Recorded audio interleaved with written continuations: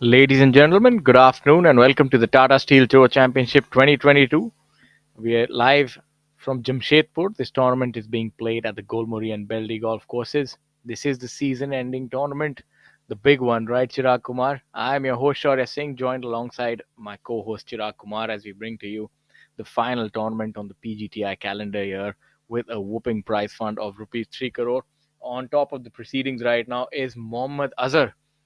So he's a new name on top of that leaderboard, followed by Chika Rangappa, Shiv Kapoor, Karthik Sharma, Kapil Kumar, Karandeep Kochar, and Khalin Joshi. A lot of big stars here in the fray right now.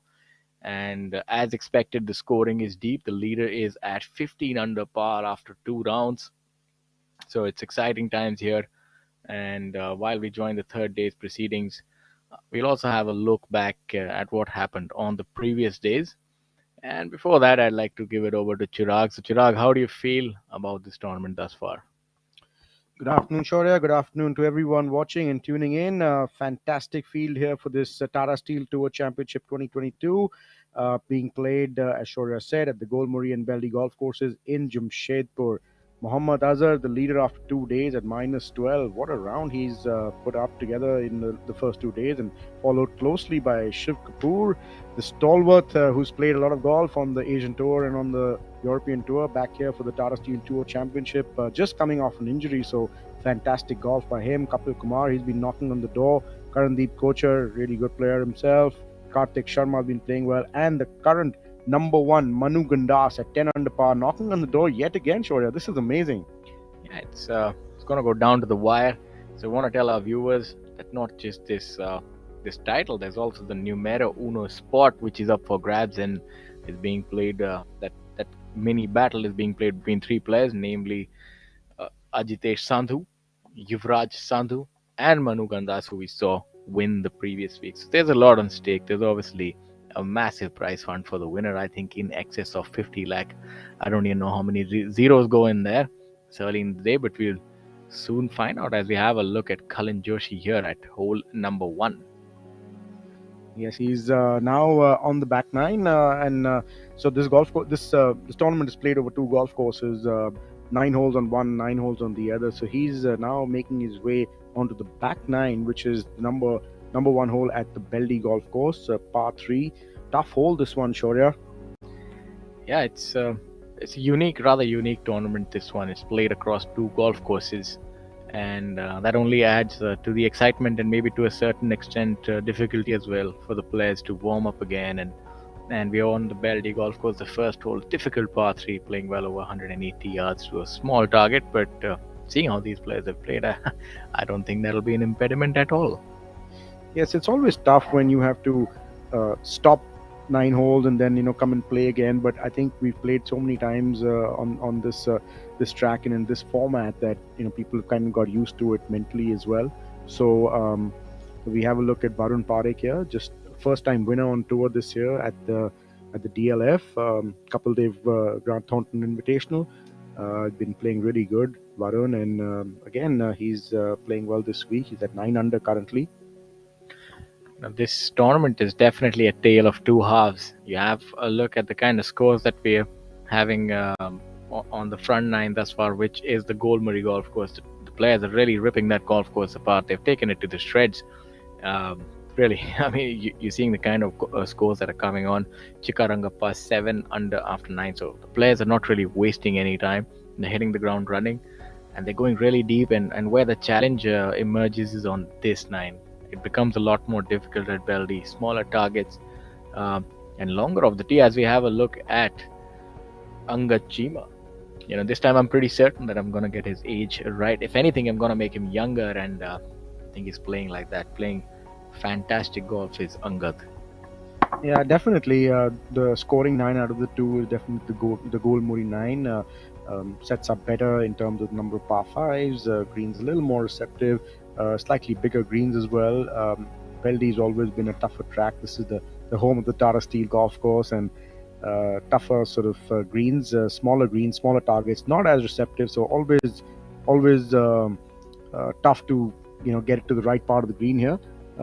Old style golf course, tree line, very very small targets like I just mentioned earlier, and you have to be on the right side off the hole to even make an up and down here if you do miss the green. Yes, and it doesn't quite let you ease into it. The first hole itself is a very difficult par three. It plays quite long at times, given where the tee is placed. This one well over 200 yards and quite a small target for the players as well. We are actually on the Golmuri course right now. In fact, Shaurya, this is the first hole of the Golmuri golf course. Kalin Joshi, Varun Parekh, just we.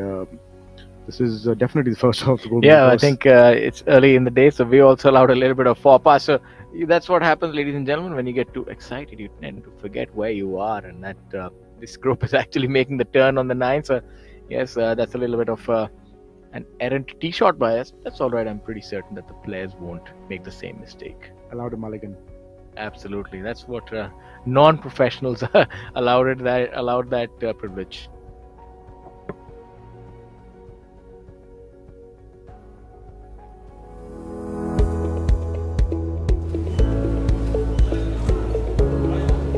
The tour that has once again come to Jamshedpur for the final tournament.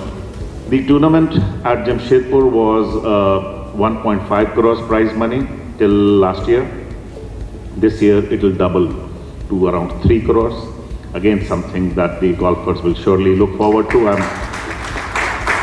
This particular week is a fight for the title. Is not just for the Tour Championship, but also for the number one slot, because now from January the number one slot on the PGT Order of Merit would get a full tour card on the DP World Tour. I would like to thank Mr. Sanjeev Paul, Tata Steel, for what they have done for golf and are doing for golf for the future. Can't thank them enough, because the most important thing for a player is that he has more prize money to play for and he has more tournaments. Definitely feels amazing to be back in Jamshedpur. This city has been very kind to me, and so has Tata Steel with their hospitality. This year is, I guess, a milestone of a year because we are playing for the highest prize money. It definitely sets a different atmosphere or blanket over the event. I guess players would be more intense, more focused to get their job done. The Bailey Golf Course has been renovated, some new challenges added. For the time that they had, I think they've done a fantastic job at remodeling the green and setting up the course. So I'll say a job well done. Other than that, I'm looking forward to the week and gonna give my best and see where it ends up.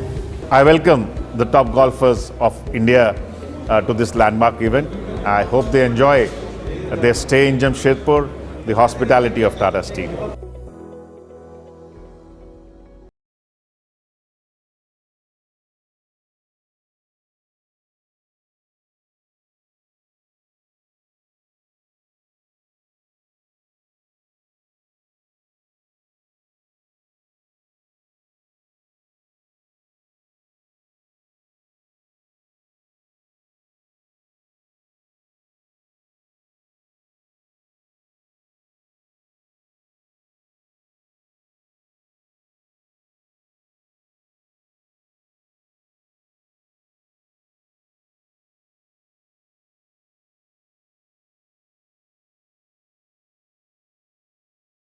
He actually went eagle, birdie, eagle. So that's 5 under on a 3-hole stretch. So you can see that he's definitely burning hot right now. Lighting a good trail is Chikarangappa. Yeah, this you can really get on a run when you start off at this Golmuri course. The second, third, fourth, pretty easy holes to start off with. So is the first actually, not a very long par three and not much trouble. So there's really no trouble at the Golmuri course. So the players taking advantage of it early in the morning today. We can see Chikarangappa, as Shaurya said, 7 under par through 9 holes. He's in second place currently. The field still being led by Mohammad Azhar, who's currently at 15 under par, and Chikarangappa and Shiv Kapoor at 10 under par respectively. Surprisingly, as we have a look at the leaderboard, You'd have to really go down all the way to 33rd position to have a look at anyone who's over par. So you see that the players who've started off from Golmuri, they've all been under par or par at the worst. And Shiv Kapoor has just made birdie on the ninth hole at Golmuri, and he is now tied for the lead at 15 under par along with Mohammad Azhar. This is going to be a great test for Mohammad Azhar. First time in this position. He's a good player, but he has never been in this position before, and all these big names sort of chasing him down. This is going to be interesting. Yes, I think he's. Have a look at that brilliant shot. His game is one that is attuned to this sort of a golf course. You don't quite require length on any of these golf courses. They're more about accuracy, tenacity, and his skills around the green. As we have a look at the legend in flesh, Mr. Jyoti Randhawa. Yeah, he's amazing. Just went for the Champions Tour qualifying school. Unfortunately, didn't make it through, but I think he'll get status to try and qualify for the Monday qualifying of the Champions Tour. So that'll be good. Hope he goes and does well there. He's such a good ball striker still, and so fit. He works really hard on his fitness still. He's really a legend of Indian golf. Yes, I think, and he's far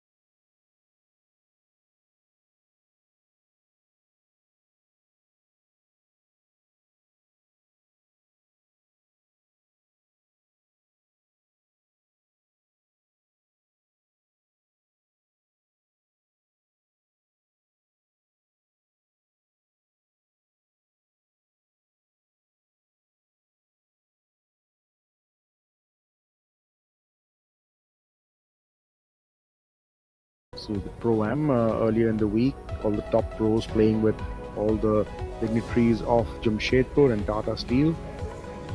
Yeah, as well as the golf aficionados, all the members and everybody else who really does love this great game.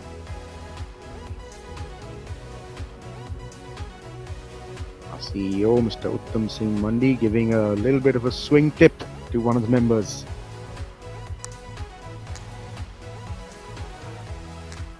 It's a very enjoyable experience for all the amateurs and professionals alike. You always like to give a tip or two, and also try and make sure that you help your team win this Pro-Am. It means a lot to the amateurs. Yeah, absolutely. Gaganji definitely not holding back there, almost holding that chip. Yeah, it'll be such a wonderful experience for all the members and dignitaries playing with these top players. They probably wait all year around to sort of come and play with these players. So fantastic experience for all of them.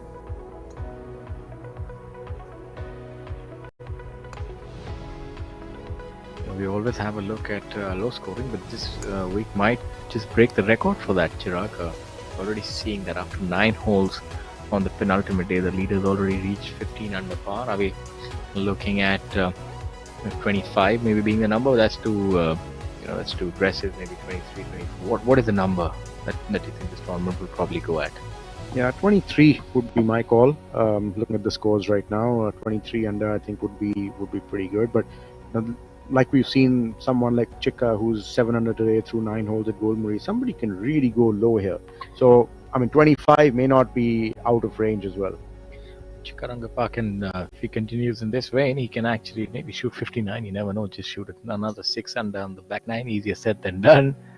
But we've seen stranger things happen. And when he does get on a run, he often, unless he really gets in his own way, he has the ability of breaching that multiple digit under par. Yeah, a couple of years ago in 2019, if I'm not mistaken, we played the entire tournament at Golmuri, I think, that year, and Beldy was undergoing some changes. And 23 or 24 under par actually finished third that week. 25 or 26 under won. I think the year Uday and Mane won. I specifically remember this because I finished third. So quite a low scoring week by Chirag. 23 under par to finish third. Yeah, and I remember the score of 7 under through 9 because that was my score on the first day, 7 under par through 9 holes. So Chirag is reminiscing the good old days and the days of yore, as they say. But as they say, the sun will shine again, my dear friend. You'll be 23 or maybe 33 under par sooner rather than later. As we have a look at this very difficult bunker shot coming up for Varun Parekh from the left-hand side. Yeah, this is a tricky bunker shot, left to right slope on this green, downhill. This is going to be a little quick for Varun. Not the ideal place to miss the screen. In fact, if you do miss it, you should miss it short. Yes, it's the green sort of goes away from the player. Not that easy to get this close. It shows you this shot is actually emblematic of golf course. Really holds in store for these players. So if you miss the greens, it's not really easy to get up and down for par. If you do actually leave it short, which you said is the correct approach, but that's actually not always so easy to do because you're going for a certain yardage, so you're not going to throttle off, so you will end up missing it on either side of the greens, especially if the flag is towards the center or behind, right? Yeah, I mean, a lot of the old timers play it differently. You know, some of the guys who've been playing this golf course for a long time, they try and hit a sort of low. I'd like to interject. Not many of the old timers around, my friend. They're an extinct species as we speak. Only a few left. Yeah, and one of them is behind the commentary mic right now. No, so I mean, when we started playing this golf course, it was always trying to hit a low shot and trying to run it up a little bit, you know. And if it does miss, it should miss on the front edge or just short of the green. In fact, every hole at Beldy plays that way, where you got to leave it short. As this putt is tracking, but it's just going to miss, just a little short on pace. But great putt by Khalil Joshi there. That's sort of one of those putts that goes either way. It's turned a little left to right, then right to left in the end. Makes it a lot more difficult. How do you judge a putt which breaks, both ways? How do you really align, and how do you trust that line? Well, I'm not quite sure if This one was really going both ways, and if you can really judge it, sometimes you just have to play the bigger break and hope it sort of breaks into the hole.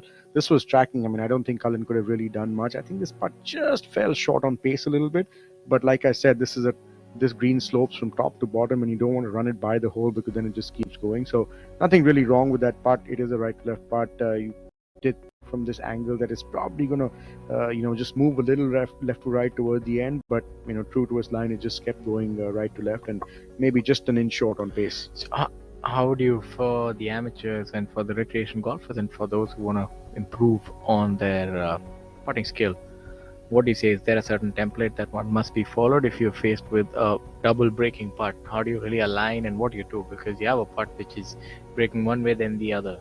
How do you align on that? So the most important break is the one that's near the hole, because as the ball slows down, um, the slope catches the ball more. I wouldn't really recommend some of the players to take only the biggest slope into consideration. The slope next to the hole is very, very important, and that plays more of an influence on how the ball will eventually go. There you have it, ladies and gentlemen, sorting out your putting woes one at a time here at the Professional Golf Tour of India. That's what it's all about. It's all for golf and golf for all. Great save there by Varun Parekh, and you can see that little fist pump. He knows what that putt is, how important that putt is, because this is a big tournament. Every position matters, and he's right in the thick of things right now. Actually, he's at 11 under par, only 4 strokes behind. The leaders coming up to this hole very soon, and very possible to drop a shot here. So, important putt there for Varun. Yes, he wants to be within sniffing distance of the leaders, and putts like those are extremely important to hold. We have a look at Angad Chima. Chima has improved his play towards the latter half of this season. Maybe he has found something in the game which was missing. Definitely ball striking has been an area that he has improved upon, and he looks better when he is chipping. He's always been a consistent putter, if not a spectacular one, but a decent putter. That's how I would rate his putting. Yeah, went through some injury troubles earlier on in the year, so had to take some time off. Good to see him back and playing well. So both these players making pars after missing the green, so kudos to them on that. Definitely a bonus making par on this hole when you miss the green, especially if you don't miss it short and if you're pin high. And for those of you who are joining us, and we'd also like to tell you a little bit about this tournament. Tata Steel Tour Championship 2022 is the season-ending event on the 2022 Tata Steel PGTI season with a limited field, no cut applied, and that's something that does make the players rest easy. It's a privilege to land up in this tournament because it's only for the top 60 and the invites. This time we've had 17 invites, the likes of Jeev Milkha Singh, Jyoti Randhawa, Gaganjeet Bhullar, SSP Chaurasia, and Shiv Kapoor. You might be wondering why these players need to be invited, they're top players. The reason is because if you do not play the limited number of events on a calendar year, even if you do end up finishing really high, you still are not on the final order of merit. So you must play the minimum events, otherwise you're not on the order of merits, and that's you can see these top players in the field this week. In addition, you have a whooping prize fund of 3 crore, the highest ever by a country mile. I mean, it's not even a question. 3 crore is just an unheard of number, really going out of the stratosphere here. And the winner takes away a check worth 45 lakh, the highest ever on the PGTI event. And it's the only PGTI event to be played across 2 golf courses, and that's also the unique characteristic of this golf course. And it is the 4th edition of the Tata Steel PGTI Tour Championship. The previous 3 editions were won by Udayan Mane, the Olympian, and Gaganjeet Bhullar. And this event, as we spoke earlier, Chirag, it's going to be pivotal in deciding who is going to be that player who will be the last man standing, the number 1 after the season's culmination. Yeah, Manu definitely has an advantage now after 2.5 days going for that number 1 spot. He's currently in 7th position, and Yuvraj Singh Sandhu is currently in 32nd position. And Manu did have a little bit of an advantage after his win last week over Yuvraj in terms of the prize money. So I think as things stand, Manu Gandas is going to be on the DP World Tour next year, Shaurya.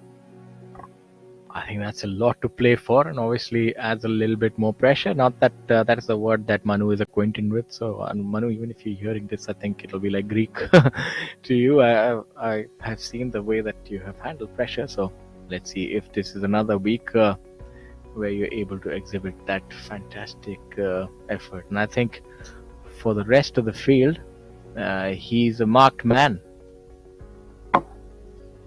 Yeah, we see Udayan there on the second hole, just making par, and we have the current leader on the order of merit, Manu Gandas, playing well again this week. He is on the 10th hole at Beldi, starting out his back nine.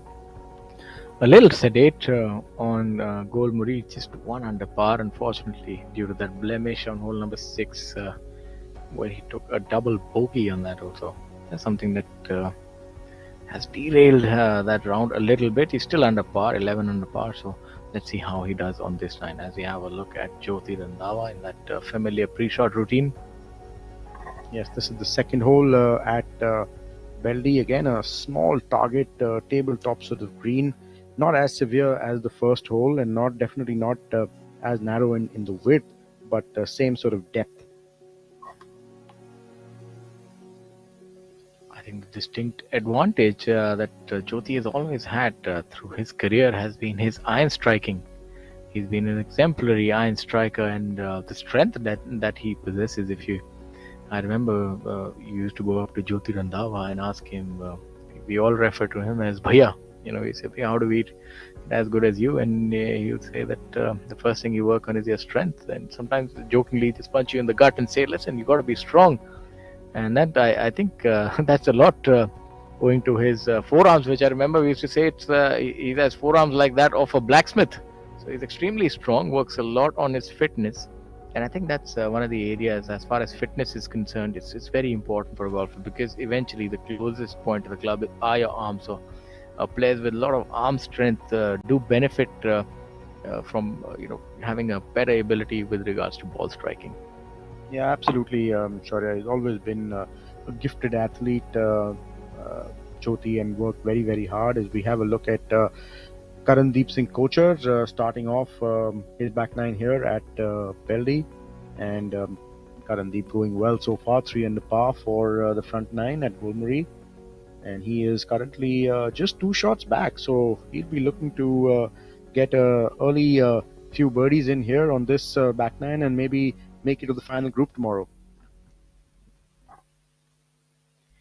Yeah, still only 23 years of age and already having achieved quite a bit. And that's what you see with the younger generation. Really don't waste much time and don't believe in idling, and that's how it should be. You got a long road ahead of you, so best to start early. As they say, early bird gets the worm, and he definitely is eyeing the top prize. He's one of those guys in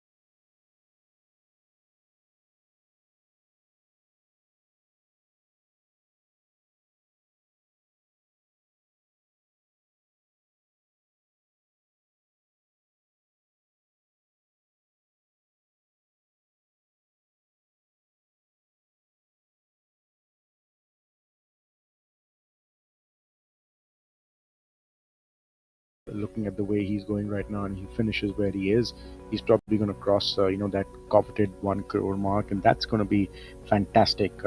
First time, and that's going to happen on the PGTI. Says a lot about where the tour is progressing to and how good these guys are playing. Yeah, that reminds me of my favorite show, KBC. It's definitely that's another thing which is happening. Kaun Banega Crorepati is something which I think he's the front runner for that, if anything, and I think Raj is in with a shot for that as well. So Yeah, become a millionaire 10 times over. they've answered all the questions. Exactly. Let's see if Karthik can have a surprise here.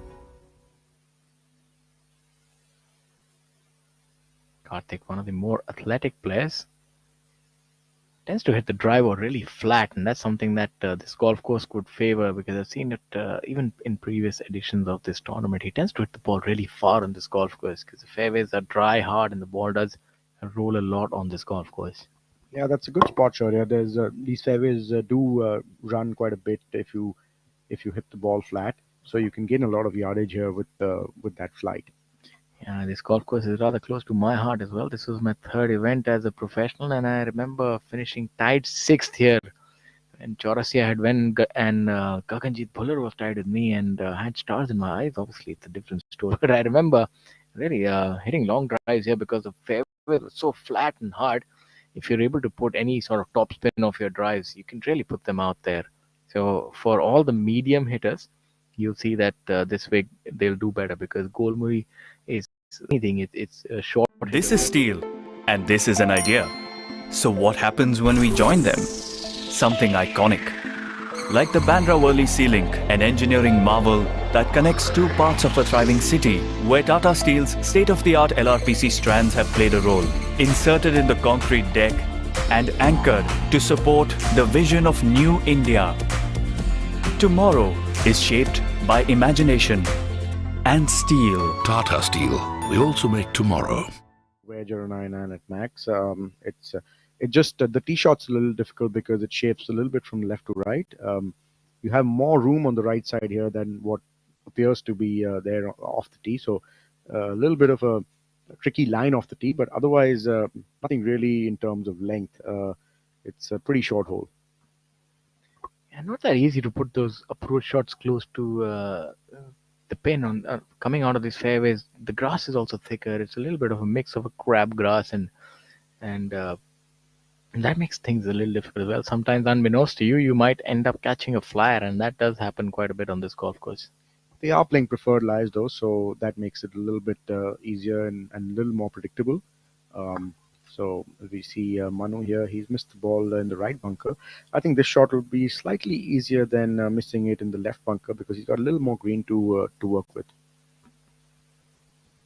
Really, no time to catch up on proceedings as you find yourself having to save a par early in the day. We'll have a look at this shot.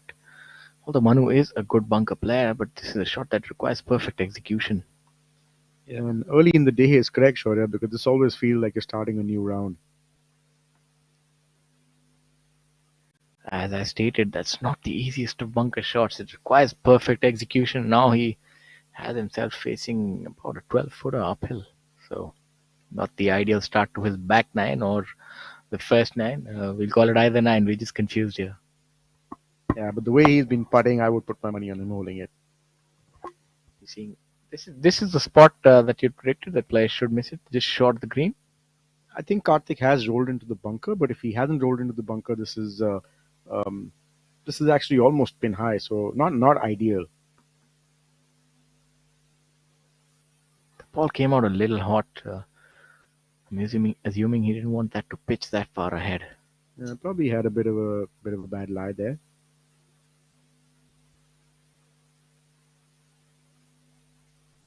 Shot there by Karthik. Karthik showing his friend how it's done, with left with a little easy tap in to secure his par. Yeah, these both these guys play a lot of golf together at the DLF Golf and Country Club. They practice there, and I think they also have the same coach, Anitya Chand. All right, so I'm pretty certain that he's doing something right. Both his boards are doing fantastically well. I also saw the interviews yesterday by Mohammad Azhar and day before by Kapil Kumar, and I was really impressed by their humility and their approach to the game of golf. Is very straightforward. There's not really much in that approach, especially how Kapil spoke about it. He said, "I hit the putt, I hit the shot. This was good, that was bad," and pretty similar for Mohammad Azhar. So that shows you that if these players are able to roll, I'm pretty certain they do have the ability of it off in style. And Kapil said something which actually resonated with me. He said, on the weekends, my feel, I don't know what happens. My feel is not the same on the weekends. That's something we spoke about. That Kapil somehow, tends to capitulate on the final days. But he really came back well last week. But he did acknowledge the fact that on the final day or even the penultimate day, somehow that feel, he said the feel in the hands is not the same. So what could that be down to? Well, bit of it is, actually looking at the leaderboard and knowing that you're in that position. It just sort of, it's a bit uncomfortable sometimes when you're not used to it. And couple has been knocking on the door, but it's quite a new feeling from the last year and a half where he's been knocking on the door. But I'm sure he's going to come through. He's been playing very good golf. Just going back to your point of the interviews that you made. Sure, I think things are a lot easier when you're playing well. Yes, as currently putting from a different postcode here. Let's see if we can make two putts on this long, treacherous putt. That needs to sit down a little bit. This is what I was just talking about earlier when we saw Kalyan Joshi's putt. As soon as this ball starts going past the hole, it just runs off a little bit.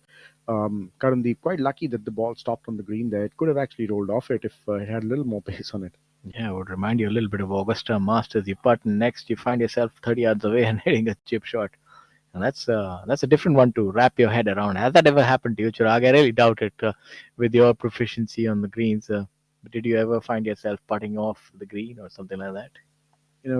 This reminds me of a saying that Jack Nicklaus never remembers three putting on the final hole of a tournament or of a golf course, and I don't remember such things either, Shaurya. Yeah, I think that's one of the reasons why I played as I have. I very fondly remember putting into a bunker at Eagleton at hole number 10. I remember that I was putting. I was very excited. Well, you can laugh about it now. Yeah, and then lo and behold, I said, "How did I land up here?" Then I had to take a lob, which it really does. If anything, it really opens your eyes early. Depending on which hole you are on. Manu attempting his par save here on the first hole, or rather the 10th hole, and he has got it. He has been putting really well, and like I said, Shaurya, the way he's Yeah, been I putting, think I put my money on him making any putt, and that's a great save. Keeps him in the fray. Chirag, you definitely seem like a clairvoyant. You can see what the future holds, my friend. So maybe that's another superpower that you have in addition to your fantastic ball striking. Well, I wish I really did. A brilliant putt there by Manu. Really able to calm those nerves down. I just forgot that his ability to handle pressure is really unique. That putt was not the easiest coming from that side, and especially having overhit the bunker and bunker shot. So, and it was also a critical putt to make. That's what. Yeah, to keep the momentum going, I think it was critical. And this has been the biggest difference I feel in Manu's game over the last year. He's just been putting really well, really confident. Never been a bad ball striker, but I think this part of this department of his game has really improved. Karandeep always a very good putter. I wouldn't be surprised if he makes this. Bad luck That's there for rather Karandeep unfortunate. Kocher. Very unfortunate. Hit a good putt. A horseshoe is indeed painful.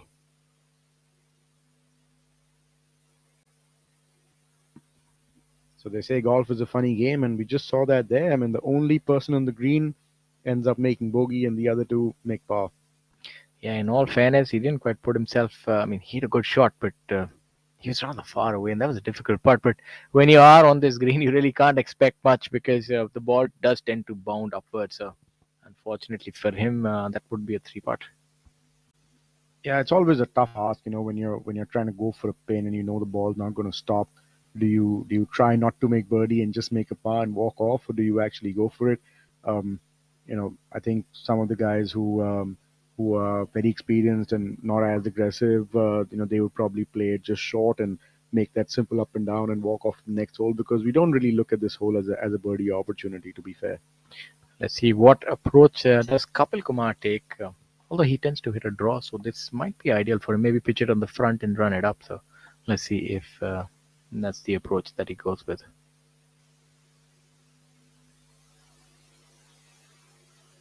I think he's pulled it left. He looks on pensively. Kapil Kumar going well today, 2 under par through 9 holes at the Golmuri, and this is the final group with Shiv Kapoor tied, starting off his back nine. Shiv, just coming off a rib injury. He had a hairline fracture in his rib, did not play golf for about 5 or 6 weeks. In fact, couldn't play the last few events on the Asian Tour. This is his first outing in 3 months. A rib fracture, was that uh, obviously would have been from maybe overuse of some golfing muscles, or He didn't tell me what happened, but yeah, I was surprised. He had a lot of pain in his rib and had to pull out a few tournaments.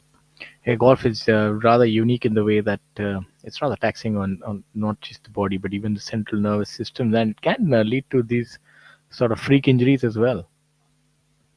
In fact, my last tournament on the Asian Tour, which was in August, Shiv and me actually roomed together, and I was joking with him the other day that both of us are injured and we should be playing on a different tour now. Let's see how he has executed that shot, and he's a good putter. He's a great putter, in fact. I think good is an understatement, so it should not be too difficult for him. Yeah, fantastic short game, very straight hitter of the golf ball. Um, Long irons are one of the best long iron hitters that I've seen actually, on tour. And I've played a lot of golf with him and some of the other top players. And Shiv's long irons are just fantastic. The flight that they come out on, and as straight as they are, he's a tough man to beat when he gets going. Yeah, he has a rather unique ball flight. Doesn't hit too high, especially with the long irons. It's a sort of a very straight, almost like it's on a string.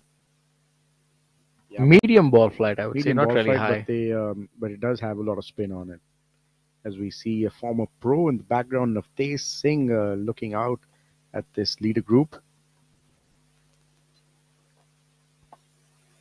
Yeah, he's a pet name that can't quite be said on air. He had But a lot of them. yeah, but really jovial fellow is enough days.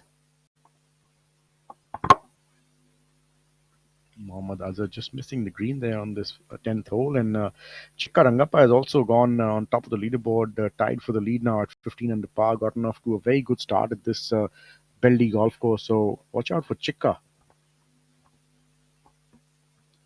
Yes, Chika also has the penchant for shooting low rounds, and this tournament really does demand that, especially off the winner. You really have to find every ounce of birdies that you can and extract them and make birdies in droves, if anything. You're having a look at players making eagles. Chikaragappa has made two of them, in fact. So it shows you that if you do want to win this tournament, you best be ready to go low.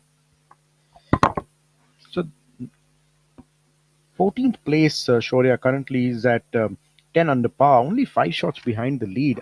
I could say, the way these two golf courses set up, it's anybody's game right now still. Yeah, currently for sure. You'd have 14 players. In fact, even all the way up to Shamim Khan and the players tied with them, because things can really change here, especially on owing to the conditions as well. So you might have a certain kind of wind. If it's really windy, it affects players on Beldy more, and those kind of things really do make a big difference because it's a tale of two nines. So I think that maybe opens up the tournament a little more than what you'd normally find. Because if somebody can get off to a good hot start on Beldy, that does put pressure on the leaders. Yeah, absolutely. And the Beldi, the back nine here, it presents itself with a couple of opportunities. The second, the third, the fourth, they are actually very, uh, birdieable holes. Not Eh, very eh, eh, long, not very difficult. But then you got to tackle holes like the first hole, and then you come to the fifth, sixth, seventh, which become a little tricky. The eighth's a bit of a tricky par three. Tough green actually, the ninth hole, not a very tough tee shot, but it's more of a par golf course than birdie golf course. There aren't so many birdies out there, although it's not very long. It's accessible, but for some reason we never see too many birdies at It's Beldi. it's rather narrow, if I remember. The fairways are quite narrow, tree lined, and then you have the hole like the fifth, where you have that hazard where a perfect drive should be, to be honest. So that makes things difficult. And for those players who are long hitters, you can't really just snatch your driver. You'll be hitting a lot of rescues, and the green complexes as they are, they sort of have this steep incline on each one of them. They have these roll off areas, the bunkers are there, so eventually you have to be really firing on all cylinders to sort of even shoot one or two under on these nine, to be honest with you. Yeah, it's the kind of golf course where if you hit nine greens and you hit center green on all nine greens, you might just end up making one or two birdies. Because if you hit the green, the ball will invariably sort of be a little close, and we see And that. if you miss it, this Yeah, is as we what can see, happen. Mohammad Azhar, he's going to work hard to have. He's going to have to work hard to make four here. Yeah, that's not going to be a gimme four either. That's what's happened. It can sort of all come undone within the blink of an eye. Did seem to have some sort of weird lie. Yeah, I think just right up against the collar of that bunker, and he's found himself in a little bit of a tough spot.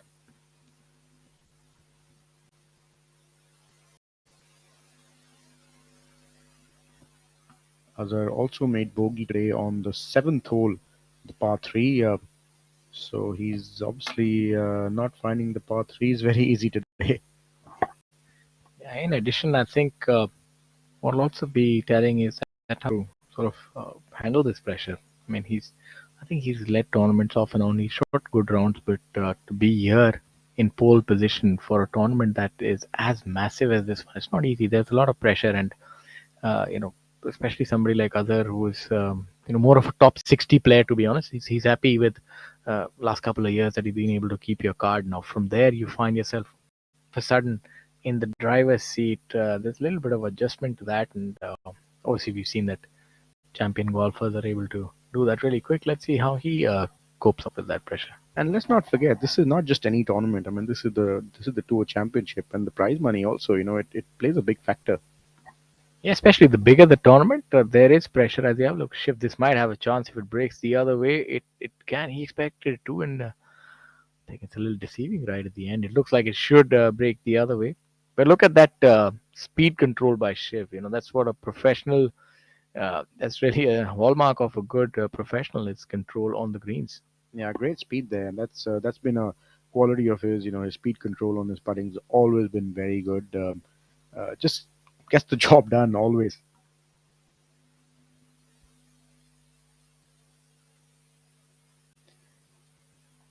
Shiv, a real darling of Delhi golf course, really loved by the members, juniors, everybody there. He has been a very successful golfer. Started early and tasted success really early on with Shiv Kapoor.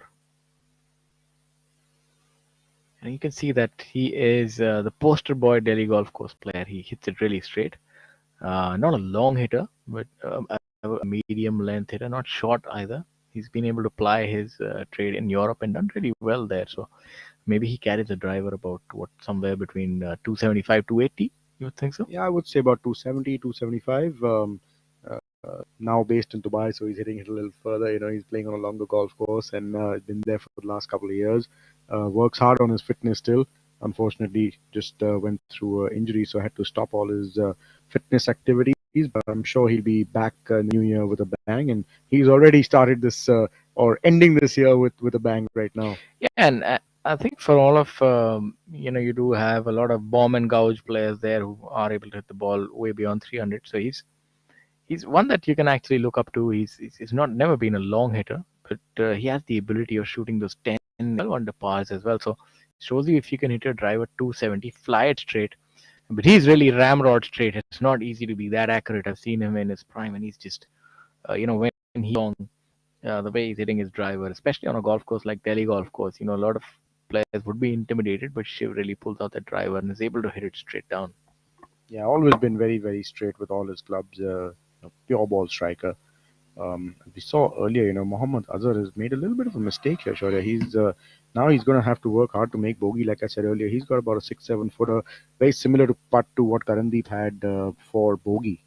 Yeah, he's made a little bit of a meal of this 10th hole as Azhar.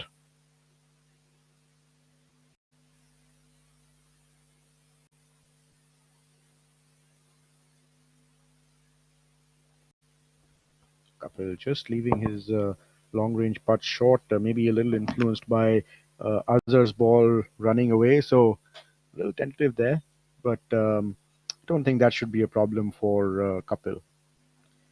Azhar just surveys this 6-7 footer of his for bogey. This is a really important putt, I feel, for Mohammad Azhar to keep the momentum going.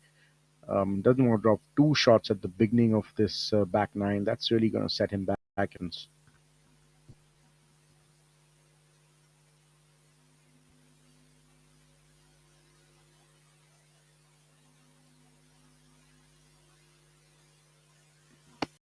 Well done, Mohammad Azhar. That was good.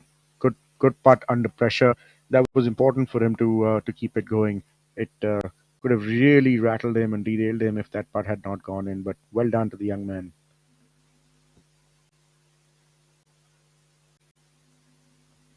Kartik Sharma has missed the second hole, just over and to the right. He is just having a look at where to drop this. So this is an interesting thing, something to learn for the youngsters at this telecast. That a lot of the pros, they look at the landing spot rather than the flag, and that's actually a very important thing. You got to figure out where you need to drop the ball and then decide the flight that you want to drop it at. So a little uphill shot here. I wouldn't be surprised this comes out a little higher, and he has enough green to work with on this shot. So not a very tough shot. I think Karthik should get up and down here.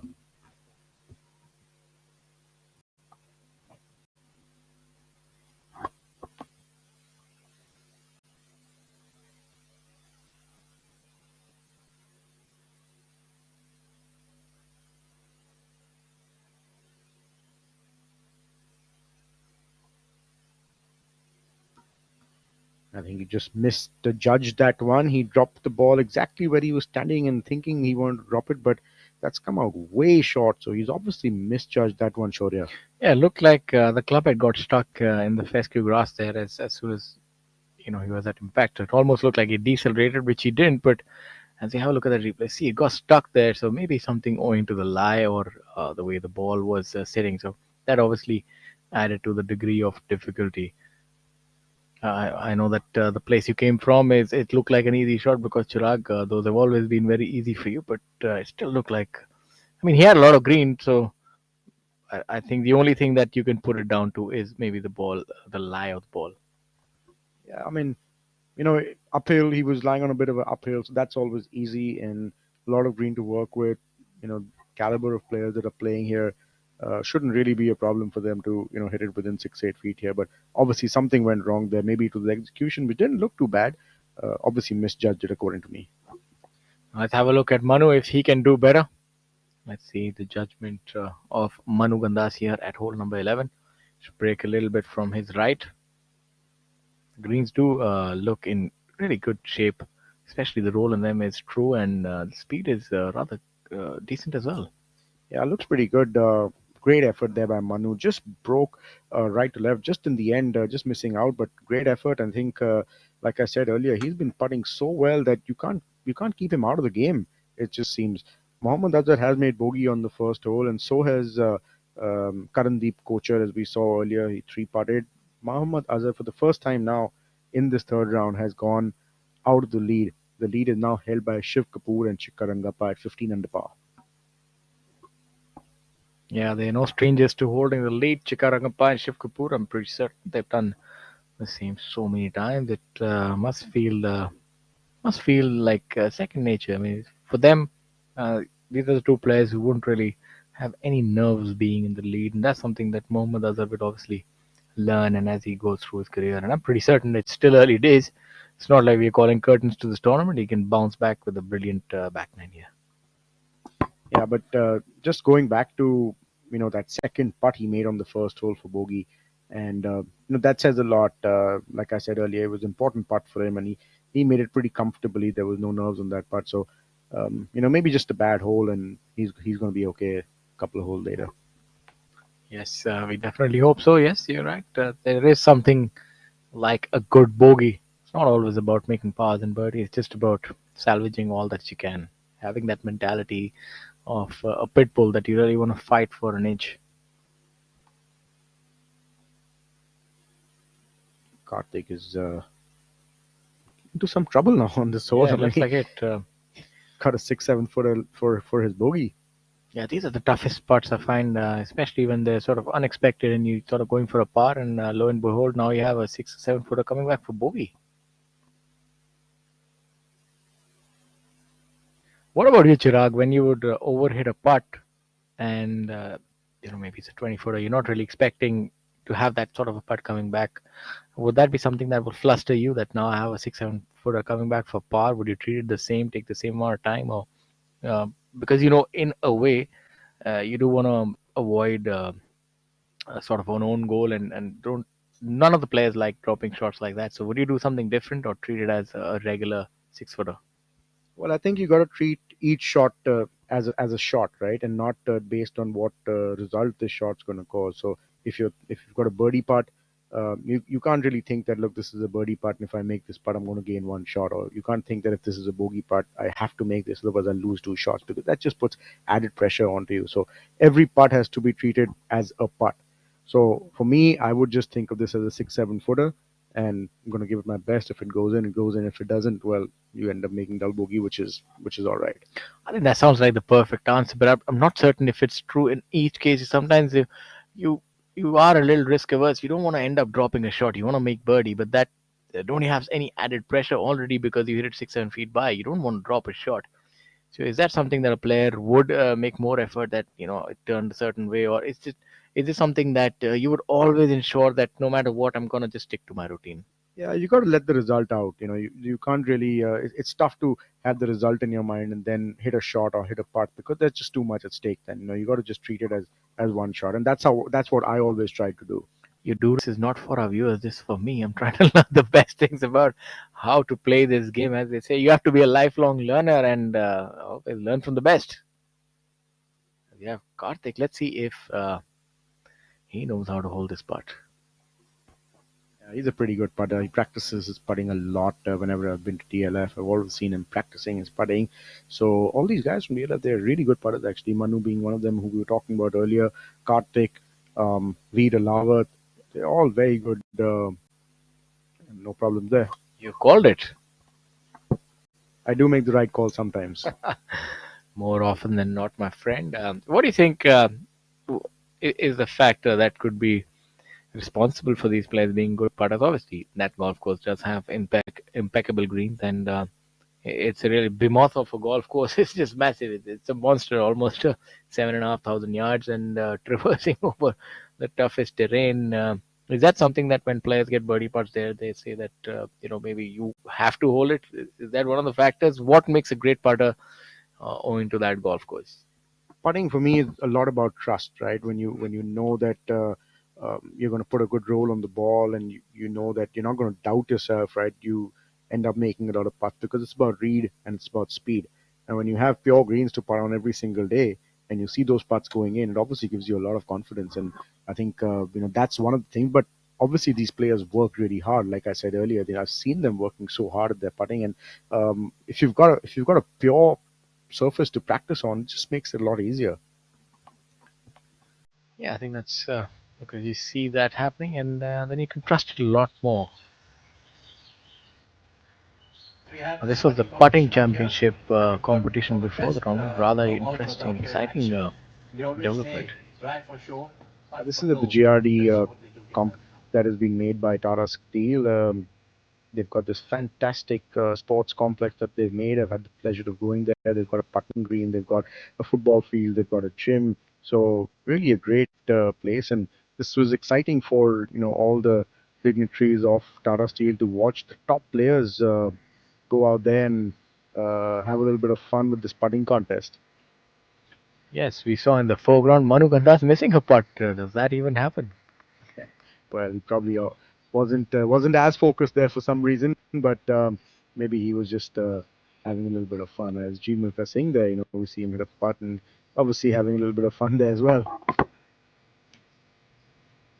The legend Jyoti Randhawa as well, and this putting contest was won by Yuvraj Singh Sandhu, Shiv Kapoor finishing second, and there we go. Look at that! Everybody's excited about that.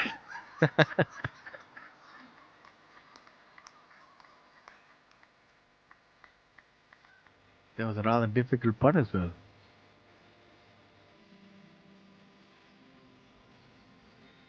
Shiv Kapoor always up to some mischief. Definitely seemed like that in that instance. Viraj Madappa. And we see Mr. Sampachari there. Oh, is he going to hold this? Oh, well done there, Viraj Madappa. That was rather unexpected. I think there was a steep slope, and he read infection. Chikka too holding that one. He's pumped. Yeah, he's a fiery competitor, is Chikarangappa. Yuvraj Singh Sandhu winning that putting competition. Like I mentioned earlier, nice check there, 75,000 rupees for Yuvraj Singh Sandhu. Pardon me. Yeah, it doesn't hurt. That shows you we always putt for dough and drive for show. As we see Azhar's drive here on the second hole, he's missed a little left, so a little bit of left coming into play on the first two holes of this back nine for Azhar.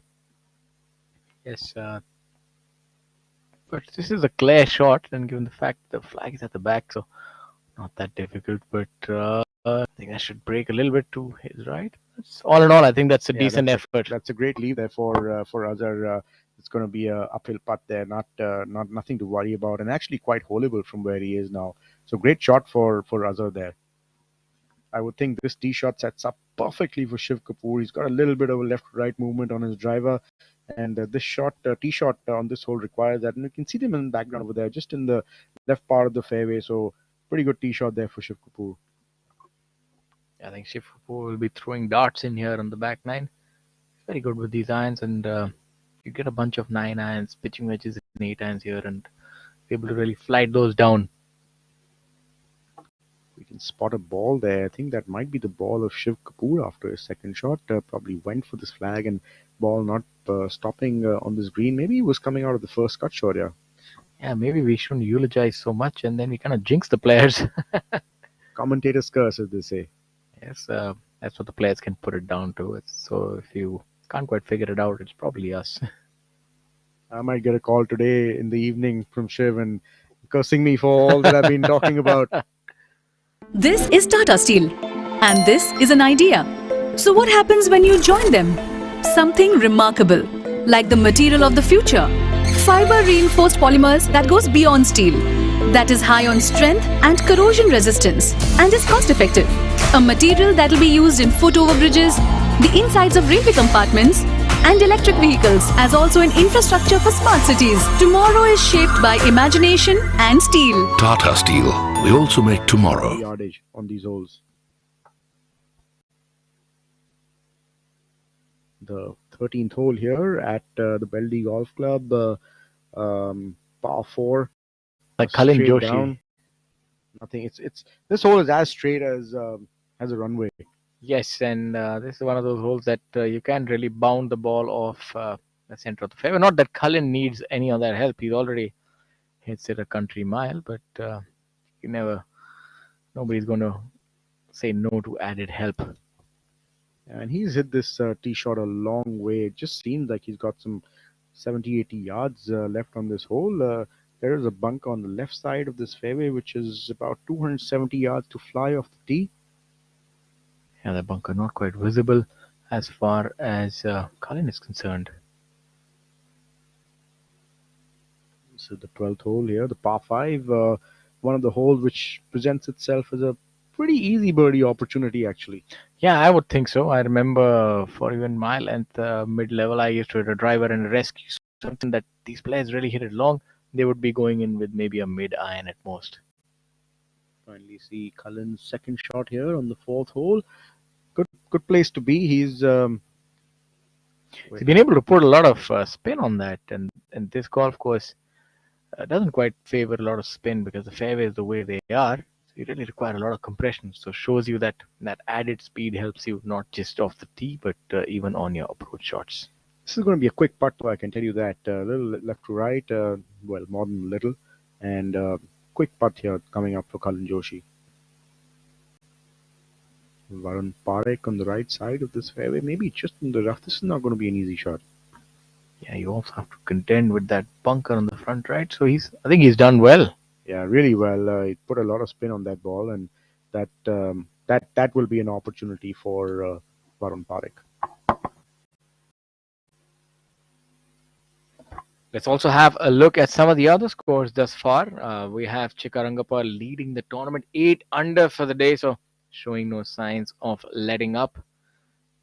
Lower down, you have Karandeep Kocher 2 under for the day, 12 under for the tournament. You have Kshitij Navit Kaul, who's 6 under for the day and at 11 under, so making himself known and try that conversation as to who will win this tournament. You have Veer Alawat 4 under, 10 under for the week. You have Ajitesh Sandhu who is 3 under for the day, 9 under for the tournament. You have Yashas Chandra who's 5 under for the day. Gaganjeet Bhullar 3 under for the day. So a lot of low scores. Yeah, good to see Kshitij playing well today, and such a good player, hard worker, very diligent approach to the game. A little bit like Bryson DeChambeau. Yes, pretty much. He almost seems like a doppelganger of Bryson DeChambeau as far as his swing is. Yuvraj Sandhu uh, tumbling down 1 over for the day, 1 under for the tournament. I think seems like he sort of run out of gas after that fantastic season, especially the last week as well. Uh, Quite unlike him to not be in red numbers. Maybe he'll find that form, but if he has to finish number one, I think he best start now. Yeah, I think it's going to be a tough ask now, Shaurya. You know, he's down in 42nd, 47th position, excuse me, and Manu is you know, he's in the top 10 again, knocking on the door, just a couple of shots off the lead actually right now. So yeah, I think it's going to be a tough ask for Yuvraj tomorrow. Yeah, I think pretty certain that must be some facet of the game which is not working. Seems like his iron shots are not going as close as normally they do. Also, might be a little bit of lull after the storm, as they say. He's won so many tournaments, and sometimes you can sort of go on to a little bit of a lean patch. But I'm certain that he should be able to turn it around. Shiv missing out that putt there, and I think if I'm not mistaken, that putt was for a par. So I think Shiv Kapoor dropping a shot here.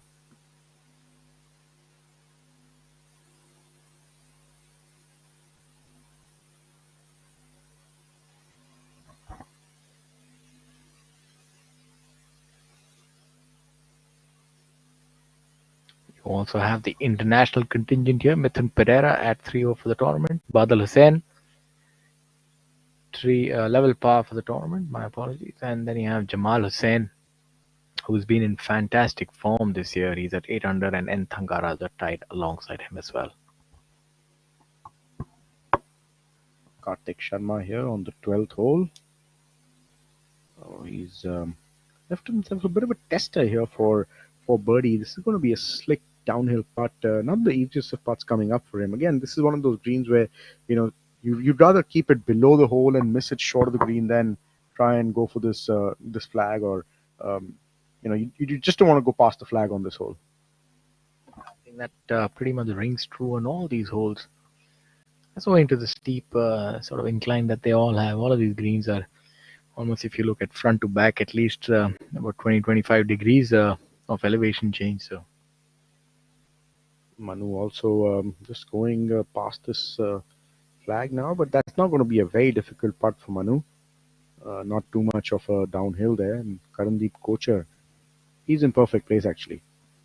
yeah, seems like Manu is not really hitting those around the green shots too close. And we saw that even on hole number 10, he's really running them by. As we have a look at Karandeep, was a fantastic bunker player.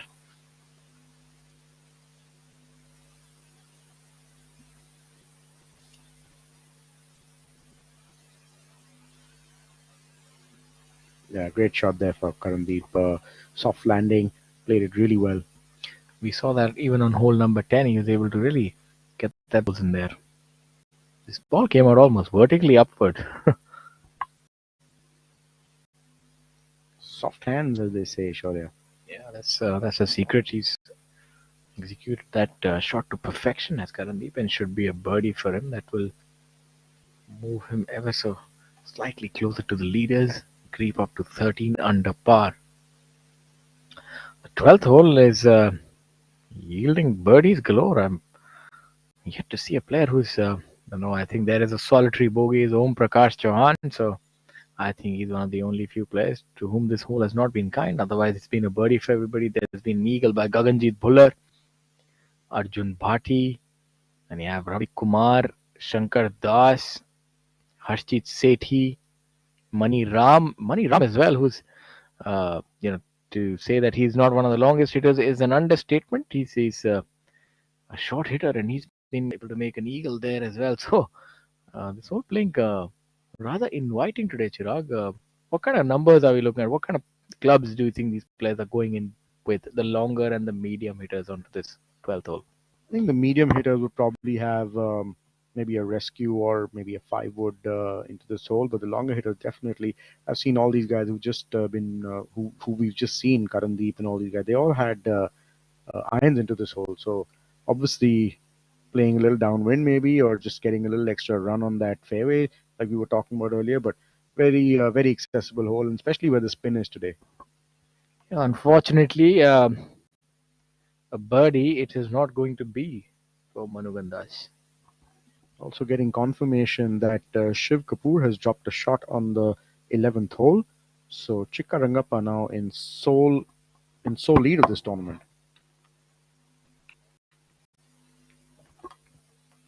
Yeah, Chika would be looking to get a vice grip around that trophy, and no better way than to make a few birdies on this back nine on the penultimate day, the moving day, as it is normally referred to. Kartik Sharma lining up his birdie putt.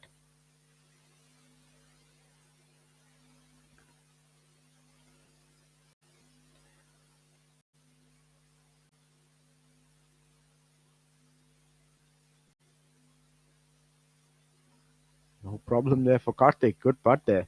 A confident putt right towards the back of the cup, and that would be a birdie for Karthik, moving him to 13 under par, joining that, making that little bit of a group at 13 under par. So with a couple of the leaders making bogeys early, Mohammad Azhar making a bogey on the first hole and Shiv making a birdie on the second hole. Sorry, the 10th and the 11th. Beg your pardon. It's getting quite bunched up now. Yeah, I think to be honest, it's going to be like a game of musical chairs on this back nine. It's going to be tough to really put your money on anyone, because this golf course fortunes can really change in the blink of an eye. You miss a green and you could walk away with a double bogey. So it's one of those kind of golf courses where you really need to have your eye on the road, so as to speak. Karandeep coach are looking to get to 13 under par and just 2 shots away from the lead, and he does that easily. Karandeep coach are now just 2 off the lead.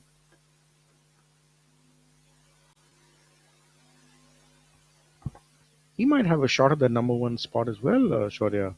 Yeah, let's just have a look at that order of merit. So we have Karandeep Kocher at 36 lakhs. So not really. Unless the top players really lay down arms, but still it won't happen. So not for him, but maybe he can reach the number 3 spot. So currently, the battle for a numero uno spot is only between Manu, Yuvraj, and Agitation. By the looks of things, seems like Manu is clearly the front runner, and I don't really see that change. Yeah, I mean, Manu's, like I said earlier, he's just holding on to everything that he's got. And while we have a look at the highlights from day 2.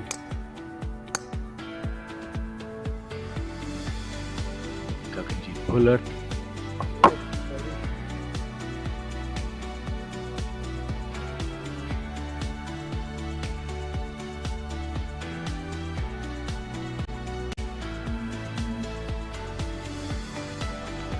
Players did find it quite easy on the second day. A lot of low scores. It's a very unique mix, this tournament, with Golmuri and Belly.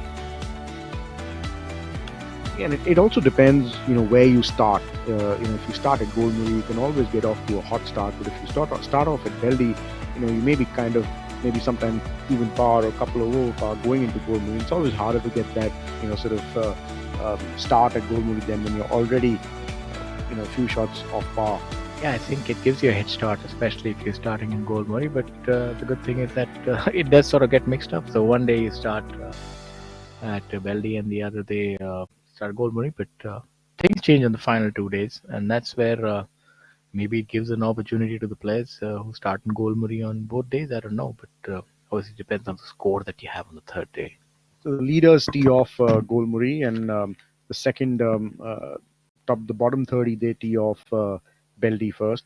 So definitely advantage for the leaders who are teeing off at Golmuri. Yeah, so if you play well, you sort of get the added benefit of teeing off from Golmuri again. We have a look at our final group here on the 12th hole. Kapil Kumar, Mohammad Azhar, and Shiv Kapoor. They'd all be looking to make birdie here. Like I said earlier, there aren't too many opportunities on this golf course, on this Beldi golf course. So they need to grab every opportunity they get with both hands.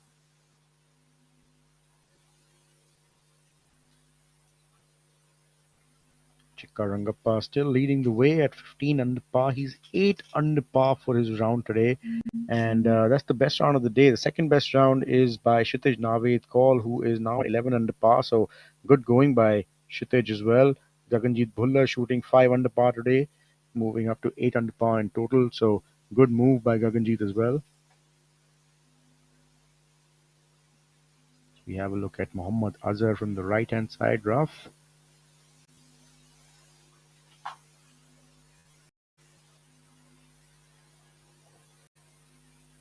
Not quite sure where that ball is gone, but it's obviously not on the dance floor. So he's going to have to work a little bit to get 4 on this hole. Maybe that's where the ball is. I can see a ball just short of that right bunker there.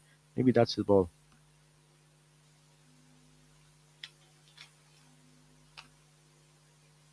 Kapil Kumar also going in with some sort of an iron here on this 12th hole.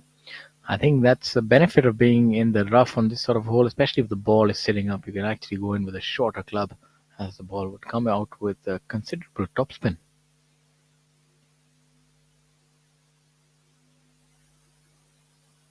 Yeah, it's always a bit of a gamble. Shiv Kapoor seems to have hit this fairway, and he's on the left side of this fairway, or he is walking down. So we haven't got a look at where he's taken shot, but let's hope he's in close range somewhere. Now we'll try to do our best to see where that ball has ended up. Fortunately, seems like that ball has traveled at the speed of light. It's escaped our cameraman as well, who's very proficient. Let's see if you can see it pitch here. Maybe there was a lot of grass between the club head and the ball, and owing to that, the ball is taken off. Yeah, Shiv having a chat with his caddy, Santosh, who's been on his bag for a while now. Yeah, that's the unique thing about golf. Is so much dead time between shots.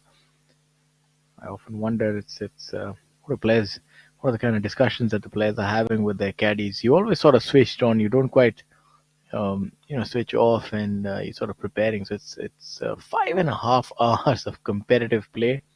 When you're not hitting a shot, you're sort of thinking about it. You're discussing about it. Maybe you're sort of contemplating what are the choices ahead of you. Well, the conversation depends on the kind of shot you've hit. I mean, if you hit a bad shot, you're blaming him, and he's not having a good time in that Yeah. conversation. If I were a caddy and my player has hit a bad shot, I'll just best make myself scarce. Absolutely, you don't want to be anywhere close to the player at that point in time.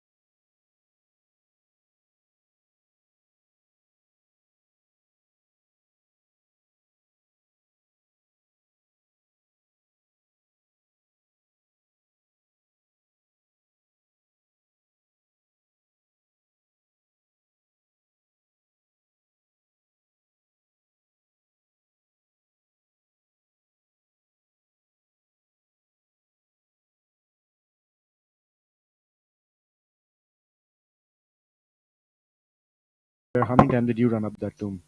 Unfortunately, the answer is pretty evident. 0. Kapil's ball did end up in the bunker. Got some work left for his birdie there on this 12th hole, and Mohammad Azhar, good leave there. We saw Karandeep Kochar hitting his bunker shot from this spot earlier.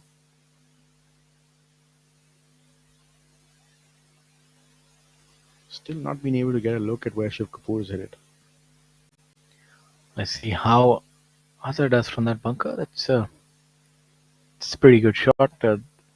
Different technique as opposed to what was employed by Karandeep. That came out a lot higher. This was with more roll. So it shows you there's more than one way to do it. Shiv also finding the left bunker. Fantastic bunker player, Shiv Kapoor. Oh, almost holding that. Great shot there.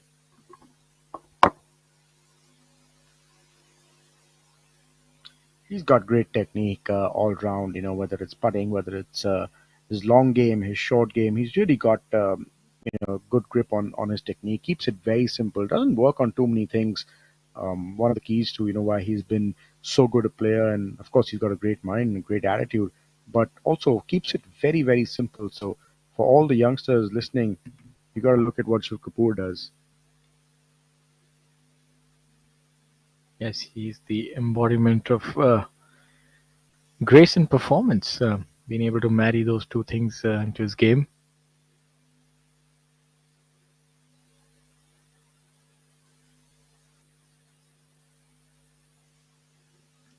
Kapil Kumar would have liked a slightly shorter birdie putt on this hole, considering he was just coming in with an iron. And from actually a good angle, the right side gives you a better angle onto this hole than the left side does. So Kapil will be disappointed with his second and third shot, but I'm sure that'll all be behind him if he makes this putt. A fairly makeable putt. Once you get yourself within 10 feet, these greens, they are they are slick, and they do have a little bit of gradient to them, but the slopes are not that severe. So anytime that you're within 10 feet, it does give yourself a good opportunity to make that putt. Yeah, the good thing with this putt is even though that it's a little quick, he doesn't have to worry about the pace on this putt. It is going to get to the hole, so it's more this putt is more about the line, and let's hope Kapil can hold this putt.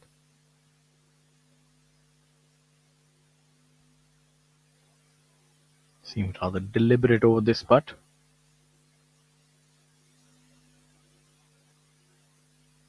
And that definitely seems to have paid off. So, yeah, well done, Kapil Kumar. Preparation has led to success that time, and a fantastic birdie by Kapil. That would move him to 15 under par, and that would form a trio on top of that leaderboard. Chikarangappa, Shiv Kapoor, Kapil. And I think Kapil, if anything, would have learned from his experience the previous week and might be wary of that. And if you already know what is in store for you, it's a little easy to handle it.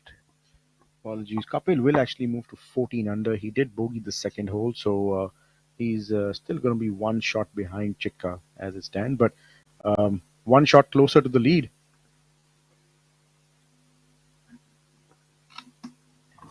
Yes, as we've got the update, Chikarangappa has made another birdie and he's moved to 16 under par.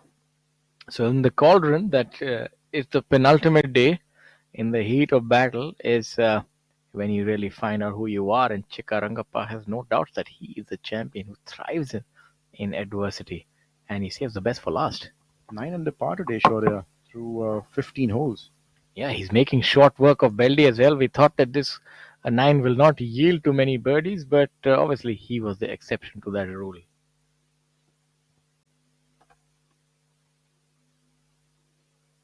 Shiv Kapoor, no problem with that putt at all, and also coming back into at 15 under par now, just one shot behind Chikarangappa, who is at 16 under par and 9 under par for his round.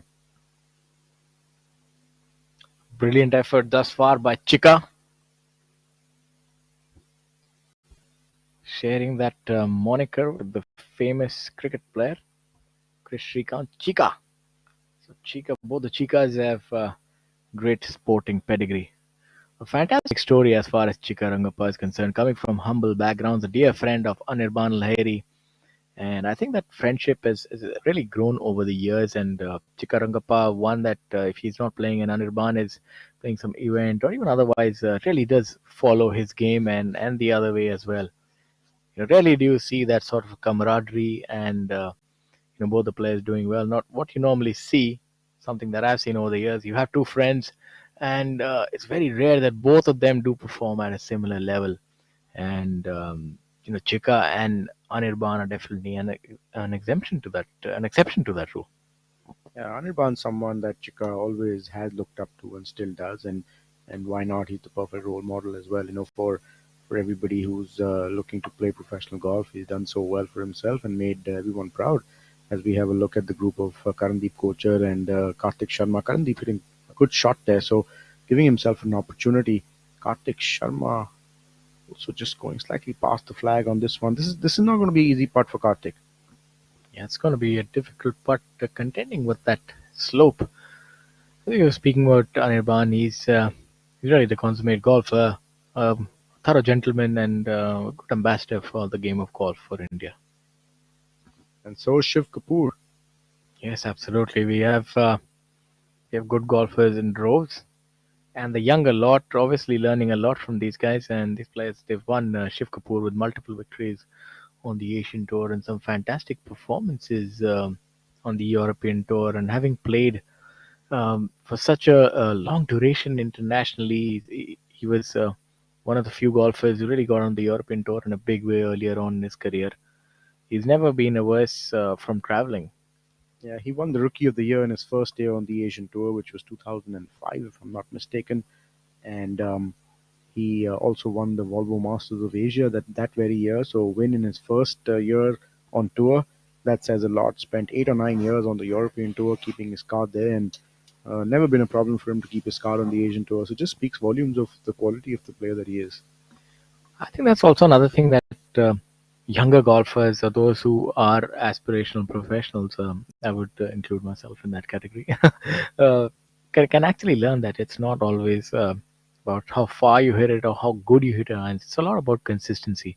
He's really, he's really the poster boy for as far as consistency goes. He's somebody who we spoke that carries the driver about 270, gets it about 300 with the roll, but he's fantastic. He's got pinpoint accuracy as far as irons are concerned, and to the best of my knowledge, seeing him hit irons, I've never been able to decipher if he's a fade player or a draw because it just goes absolutely straight. And he's rare that way. You see players with a lot of movement, and he's an exception to that rule. So, I mean, I played a lot of golf with him. I can tell you he's a little bit of a fade player. Likes to put a little bit of left to right on that shot every time. Um, and but again, you can call him borderline fade or borderline draw, but it's definitely more of a fade. I can tell you that. Very very straight and amazing quality of ball striking. As we have a look at hole number 13, the ominous 13th. And is it going to live true to its name? It sure seems like it's going to cause that player a little bit of trouble there. Trunk call early in the day. Mohammad Azhar, just what I was talking about earlier, Shaurya, that little left coming in all of a sudden, he's missed it on left on the first hole the 10th hole, missed it left on the 11th, now missed it left again on the 13th hole. Yeah, I think normally also the second shot on the 12th hole. Yeah, under pressure, your frailties are the ones that get accentuated, and that's probably a miss for Mohammad. Is an overdraw, so as to speak. So, and also owing to the trouble on the right hand side. So it's, I mean, all said and done, he's still 15 under par. So he's maybe that's the chink in his armor. It's going to be interesting to see how he contends with the fifth hole drive. That's a very difficult one. Either you hit a 3-wood and lay up, that might be the approach he'll go with. Otherwise, if a driver is a club of choice, it's very difficult to execute that. Speaking about that hole, I would like to know what was your club of choice, Chirag? Always a driver off the tee shot, and Shiv Kapoor also missing it a little left on the 13th hole here.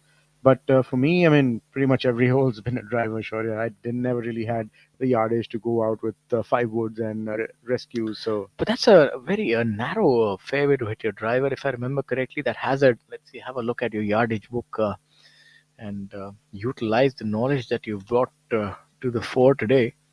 Yeah, that hazard is about 270 yards off the tee. Plays slightly less though because it's a little bit downhill. And the kind of roll that you get on these fairways sometimes, definitely in play with the driver. But if I remember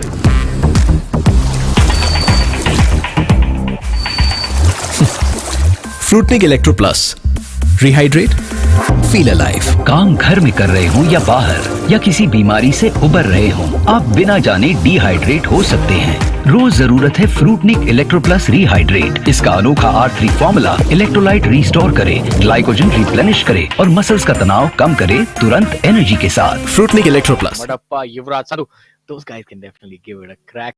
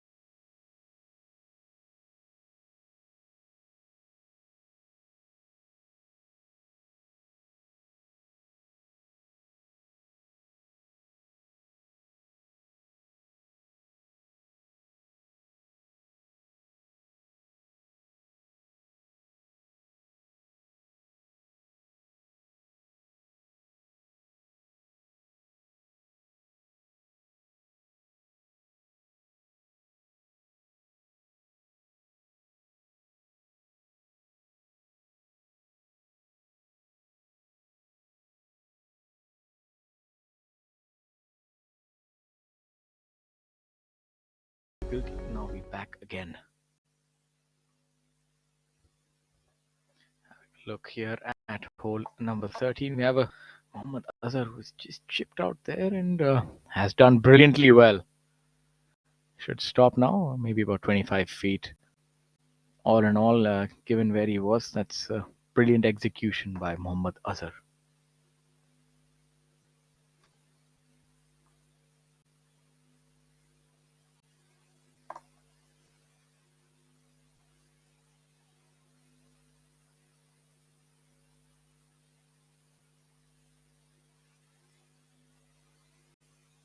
A lot of judgment required, especially coming out from that sort of lie.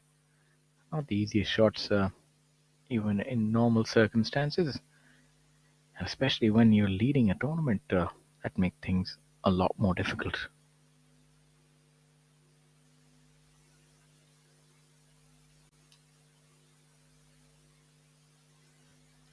Look at some of the other players and how they're contending with this golf course thus far. We have Kshitij Navit call 6 under par.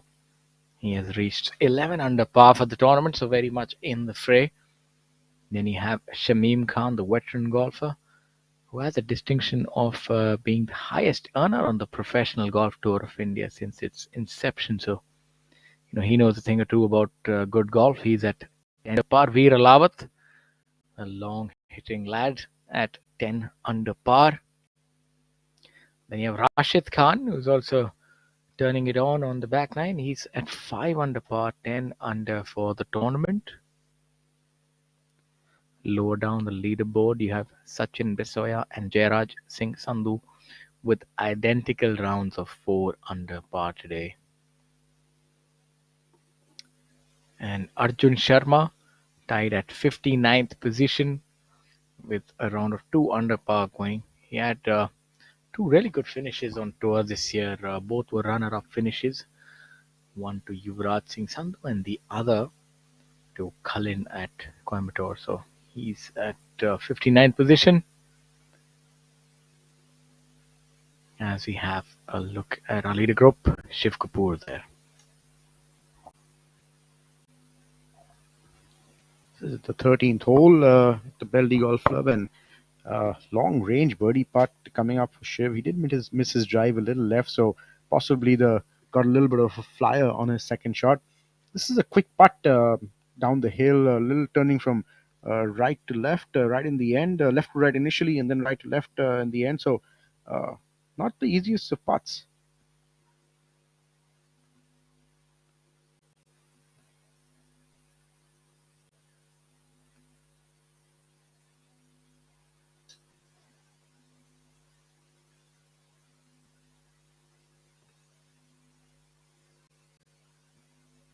That putt coming up short. Maybe he thought it was as quick as I thought I was. Yeah, rather deceiving.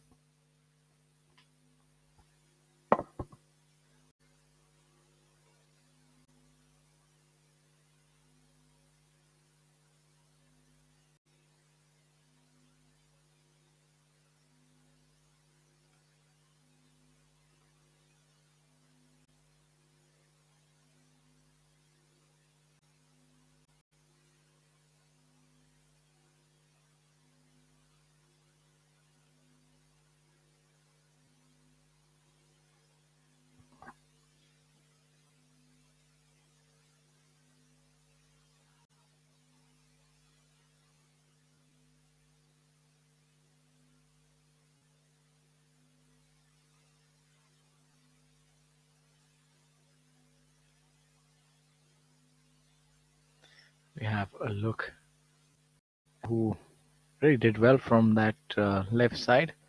A low chip shot, running sort of a shot, got himself to about 25 feet, and he would have benefited from the putt of Shiv. So I look for this to be close. He's a good putter, and especially given the added advantage of seeing that, maybe rather aggressive. Yeah, I think he got fooled a little bit by Shiv's putt that came up short, and he probably thought it wasn't as quick. Just running it by. So tester coming up for Azhar. For both of these players, they have a little work done if they are to save par.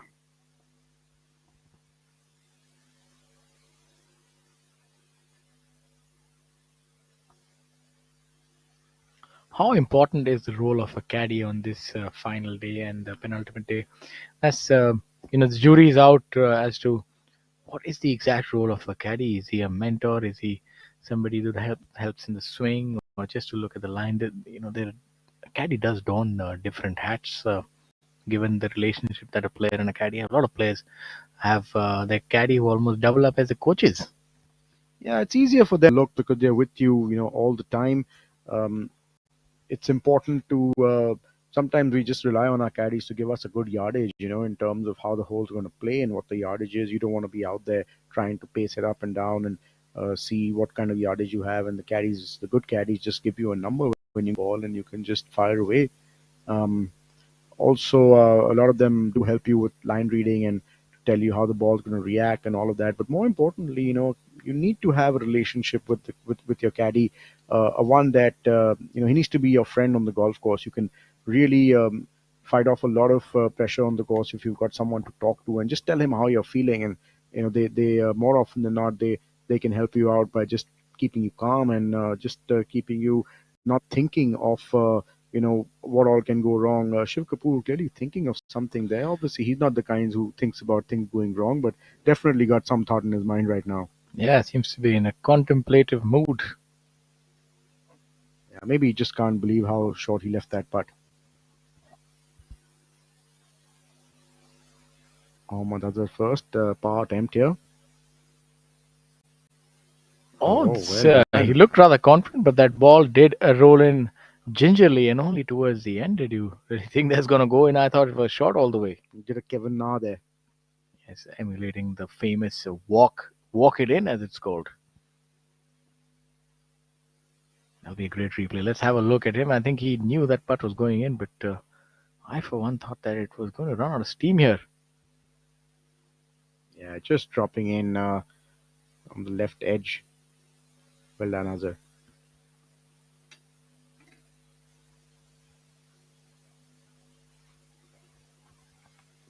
Shiv Kapoor went over to the other side as well, just to ensure that the line that he does finalize on is the correct one.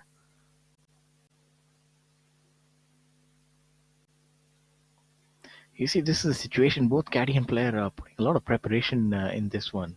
That's what I was referring to. When your first really hasn't really gone according to plan, you do tend to maybe over prepare. Like you see, this instance, caddy has had two looks, so has he.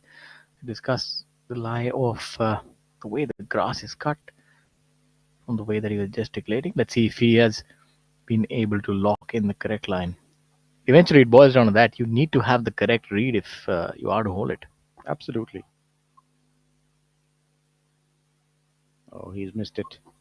So, this is what I was talking about, Chirag. Like a case like this, when your first part, the quality of the first part is not as expected, you do put a little bit of pressure to hold the second one, and then you tend to go out of routine.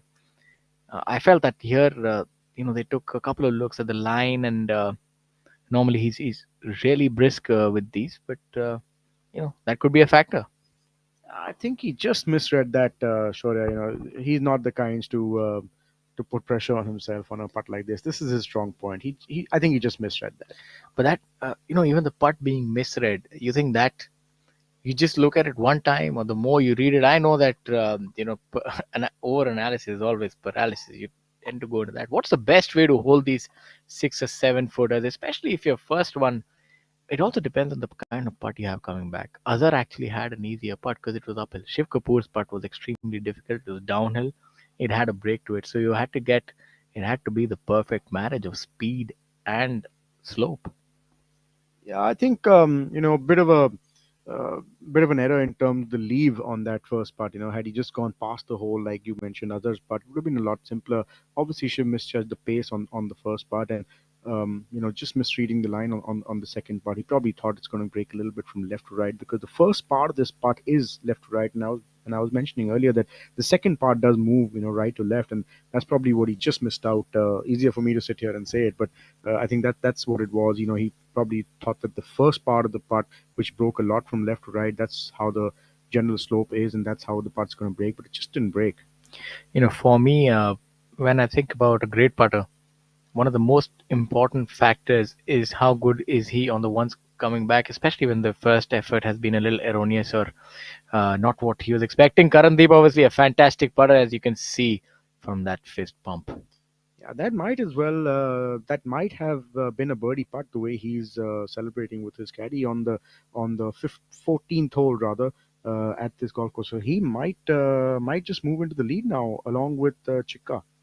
Yeah, I'm pretty certain that that would have been a birdie celebration unless he was really in a pickle and he managed to save par. But I think, as they say, as Occam's razor put it, The simplest solution is always the clear one.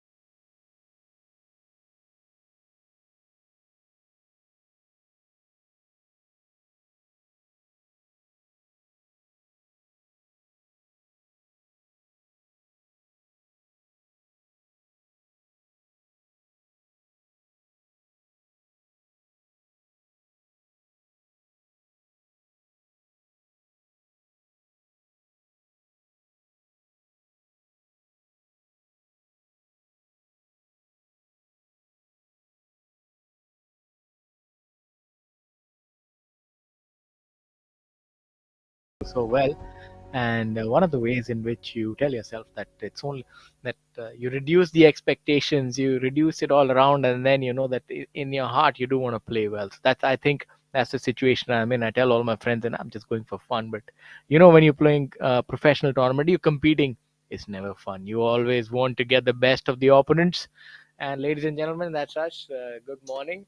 Hope you're having a fantastic day thus far and really enjoying the broadcast. And for those of you, just reach out to us on www.pgti of India, and you can see us on YouTube, you can see us on Facebook. Let us know what kind of content you want, and if you have any favorite players and just questions that you have, please definitely do throw those our way.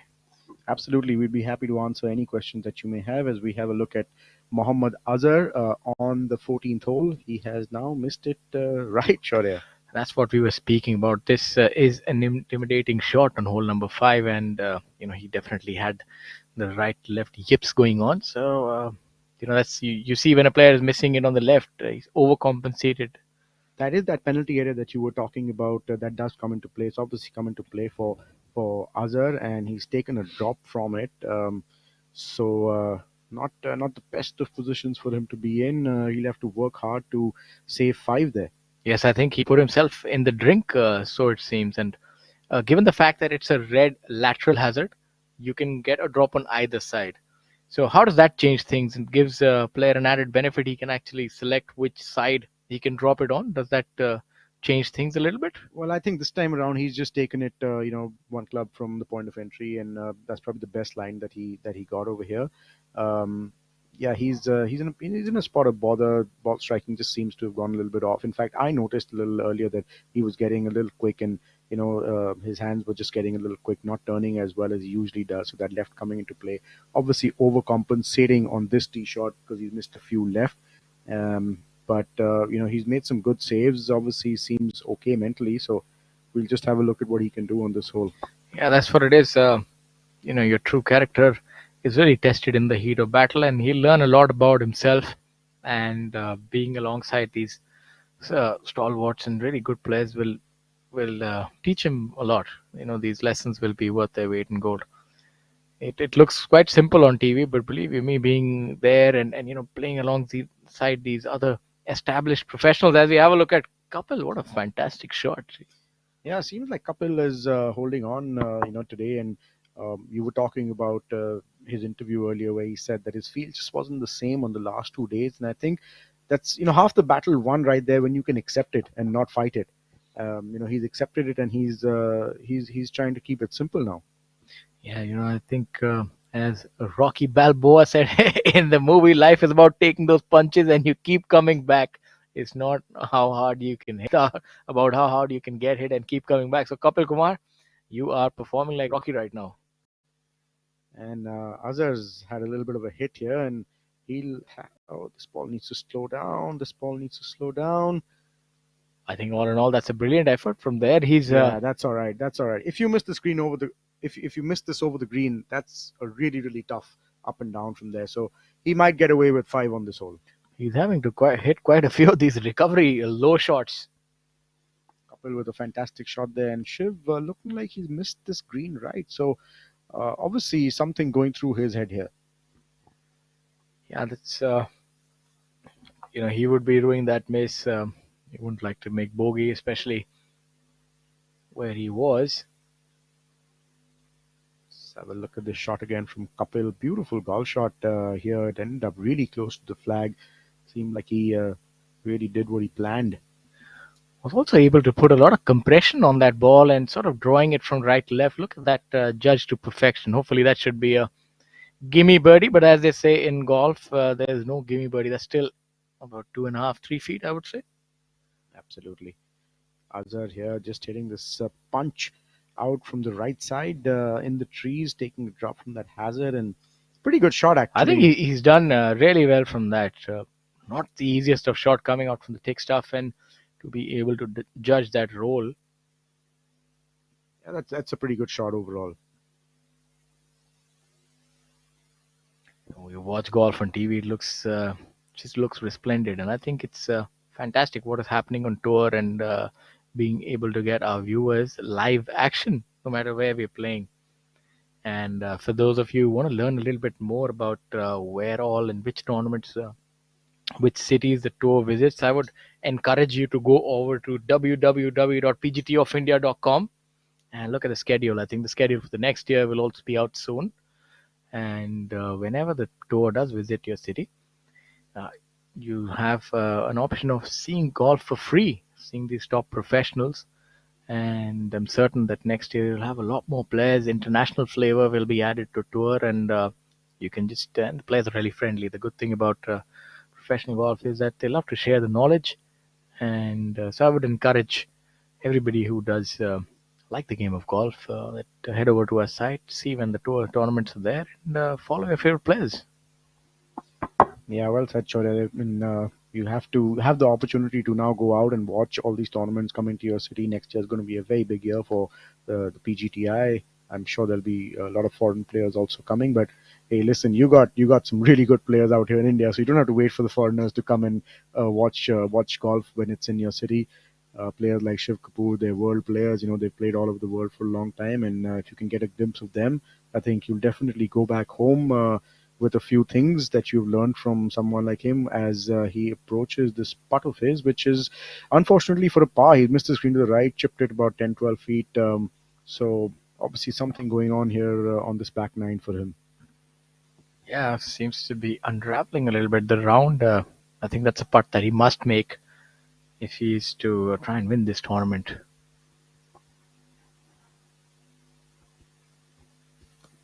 I think a putt like this coming up for Shiv, it just does a lot for your mindset, does a lot for your momentum. All of a sudden if he misses that, all of a sudden he goes 4 shots behind Chikkarangappa, and that's you don't really want to put yourself in that position, and you don't want to really put yourself in a position where you have to go out on the last day and make a lot of birdies to have a chance to win this tournament. You just want to be in a position where you can keep doing what you're doing naturally, and still have a chance to go out there and win the tournament.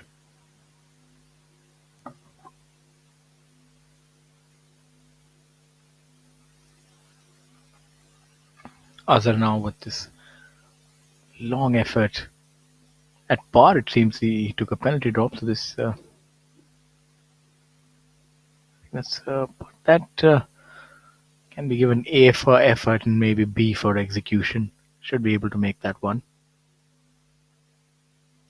And for those of you who are joining us, we'd like to tell you that we're live at the Tata Steel Tour Championship 2022 being played at the Golmuri and Beldi golf courses. We are live from Jamshedpur. This tournament boasts of a prize fund of rupees 3 crore. This is a crowning jewel on the PGTI calendar. This is the big one, and all the players are lined up. You have a constellation of stars who have descended upon Jamshedpur.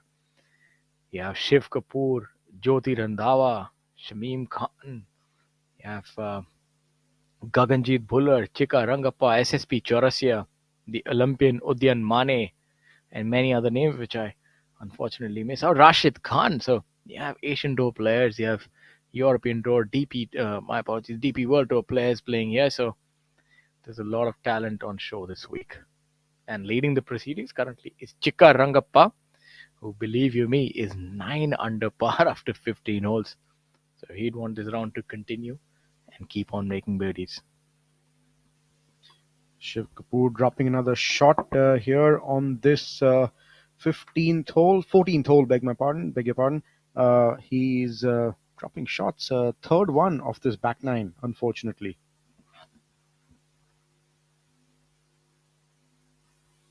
I don't think he was too happy with the line that his caddy gave him there. So, a little sign to him that not the best of line, but bogey, unfortunately. Kapil Kumar coming up with a birdie putt. Great second shot here onto this fifth hole, which is the 14th hole, being played as the 14th hole rather. Couple great opportunity for birdie here. He is currently at 14 under par, so good chance to move to 15 under par.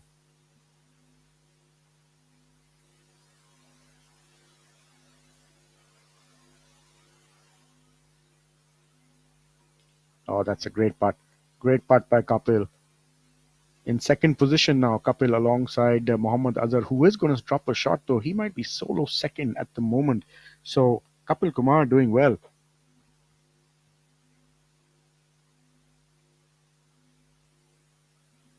Great putt there, great roll as we see ball took off exactly where he'd lined up, and no problem with that putt at all.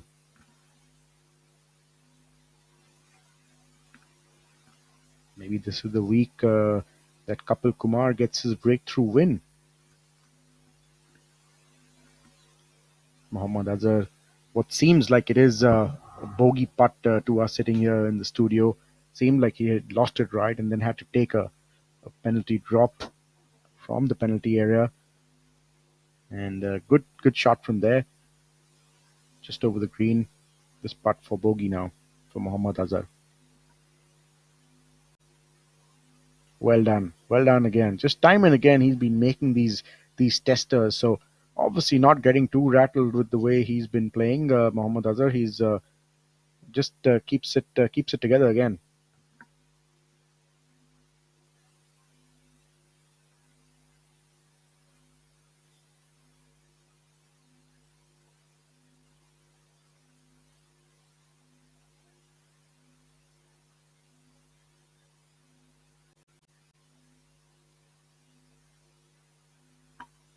Just four holes left on this third day as we have a look at the Tata Steel PGTI rankings. Manu Gandas, 80 lakhs already in prize money made by Manu this year, and the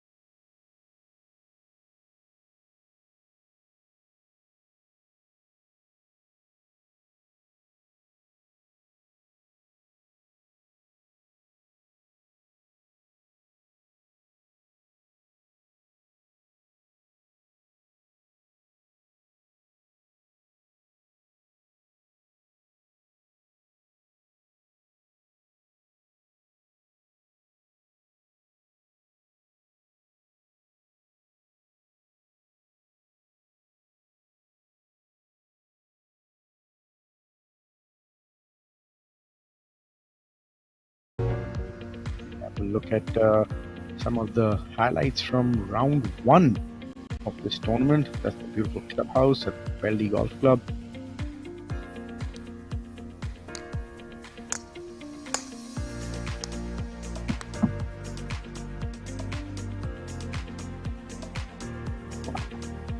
There's a little bit of nip in the air, Chirag. Do you feel it too? Yes, it is getting cold here. On the golf course players are really lighting it up with birdies in droves and bunches. None more so than Chika Rangappa. He already made, I'm not wrong, 9 birdies, 7 birdies and 2 eagles. Got 2 shots, so he could have really gone, 11, 12, 13 under today. Yes, I think at the least he would be looking to shoot 10 under par.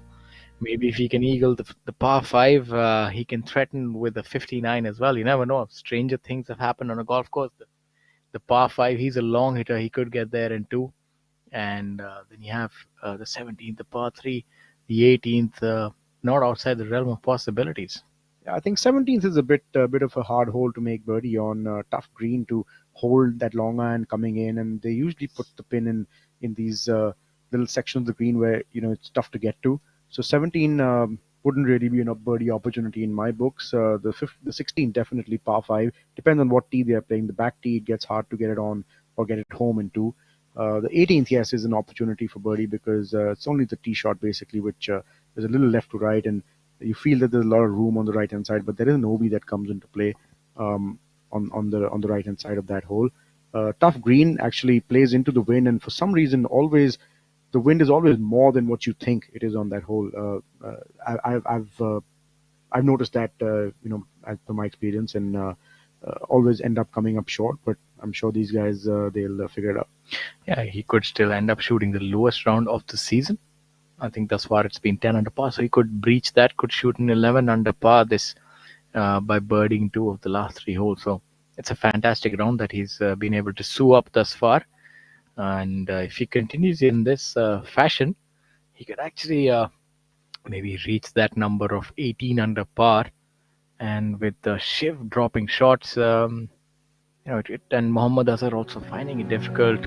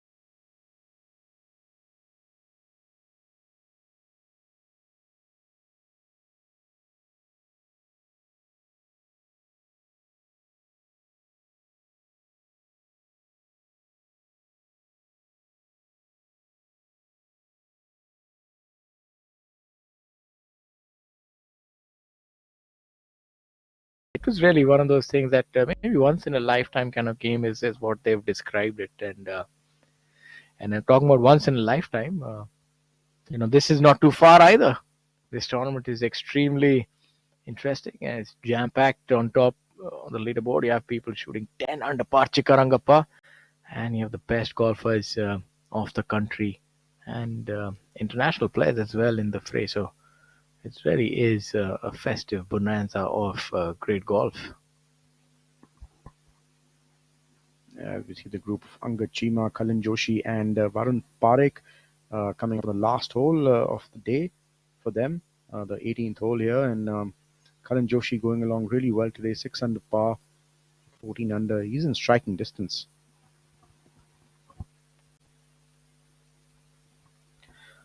The right pin position is normally kept for the third day, and I would say on this 18th hole, the most challenging is the back left pin position right next to that OB fence.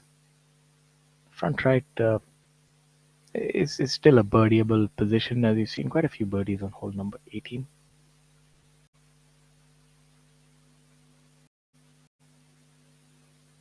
There on your screens, Angad Chima is taking a preferred lie.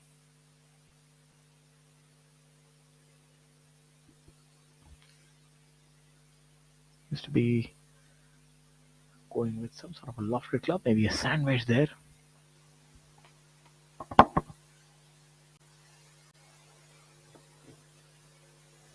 Yeah, he's improved his chipping quite a bit, over the last couple of months, and I think just post his injury, he's been chipping well. He always had a little bit of an issue with his chipping. That was the weakest part of his game, so to say. Obviously, worked on it a lot, and he's playing well. Good to see him playing well. Long range putt here for Varun Parekh. This is not easy. Yeah, seems to be all of maybe 50 feet going across the breadth of the green. And speed was definitely going to be a factor, and not being able to dial that in, so as to speak, and we'll have that 10-footer coming back. The only good thing about that part is that now it's uphill. Yes, I think you'd rather be there than 10 feet short. And the other thing, it also cuts out the mystery because you see the ball, how it behaves as it goes beyond the pin. So they say that you better miss it on the other side of the hole. So aggressive putters, that's what I tend to do better. And I've seen Rashid Khan is definitely a proponent of that. He's very aggressive with the putts and ever so confident with the ones coming back. This does seem like a makeable chip shot.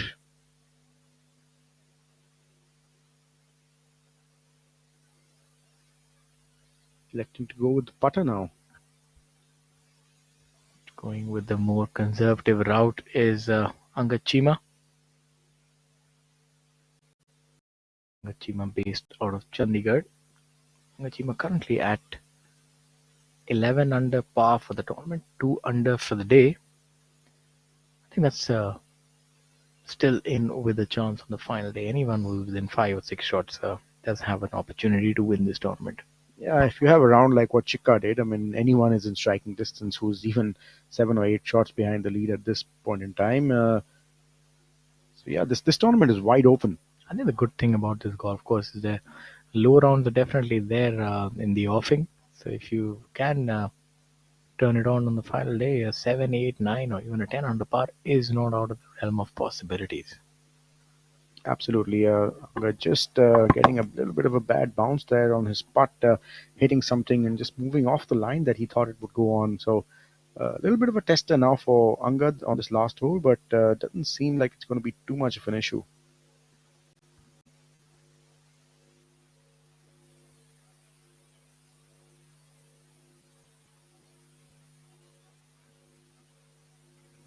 The leaders have not finished the par 5 16. I'm sure we'll see some change in the scores after that hole. There would be a few birdies coming up, in my opinion, on that hole. It's yielded a lot of birdies today so far, and a few eagles too. There we have a look at Warren Parekh. Did run his birdie attempt by surveying the green. What a breakout victory that was for Varun at the DLF Golf and Country Club. Yeah, really good ball striker, Varun, and I think the golf course set up perfect for him. He hits it a long way. He's a good ball striker, and that is the ball striker's golf course.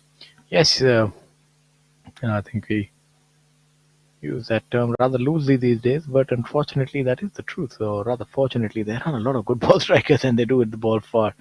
He's one of the younger breed of golfers, and was really able to dominate the field that tournament, and does well. I think not only the long hitting compartment, even the putting compartment has been well handled by Warren Parekh. Yeah, great putt there on the last hole. So good save there. That'll do him a world of good going into tomorrow.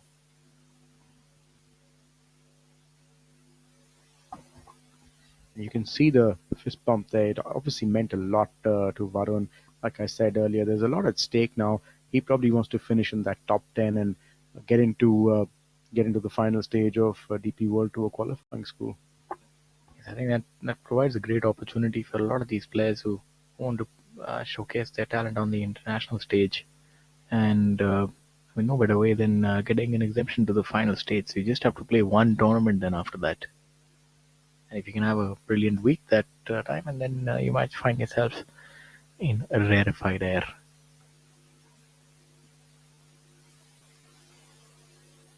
Yeah, good putt for Cullen. I think that's a birdie to finish. He also already in that top 10 would be looking to solidify his position. I'm sure he wants to go out there and try and get onto the DP World Tour.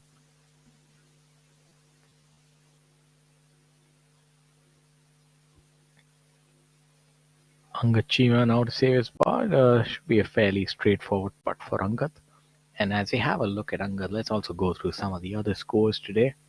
Some of the standout scores, obviously, Chika Rangappa on top of that leaderboard. Then you have Kalan Joshi.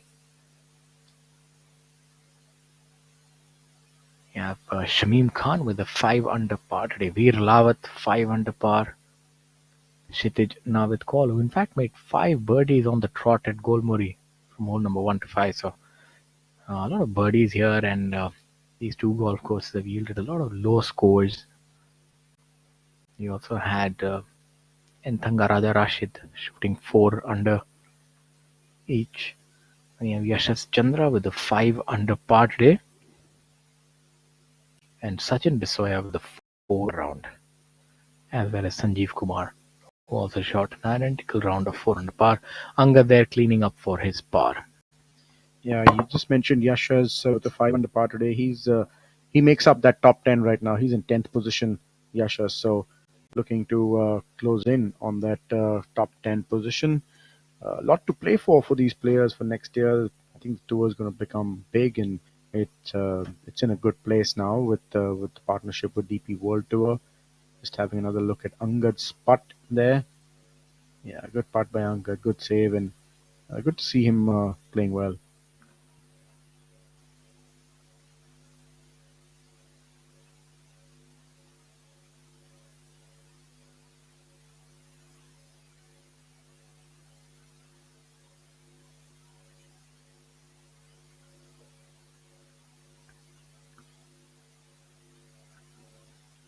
Shiv Kapoor has made birdie on the 16th hole and has moved back to 13 under par now in 6th position. So 4 shots off the lead. Probably wants to try and make one more birdie.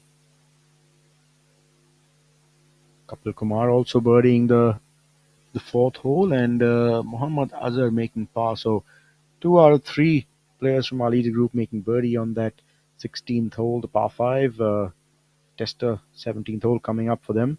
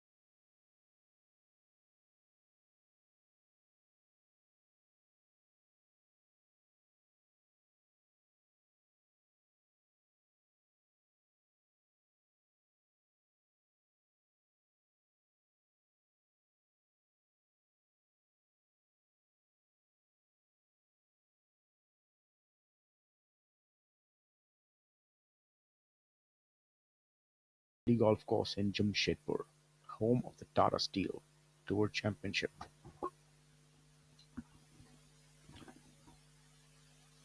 Manavandas and Karandeep Bocher discussing something, not quite certain what it would be, but maybe the order of merit would be something that they would be discussing. Karandeep is a former order of merit champion. You have to just double check on that. That's one of the things with commentary when you say something, you have to check it. So give us a second to check that. I think he was a numero a couple of years back.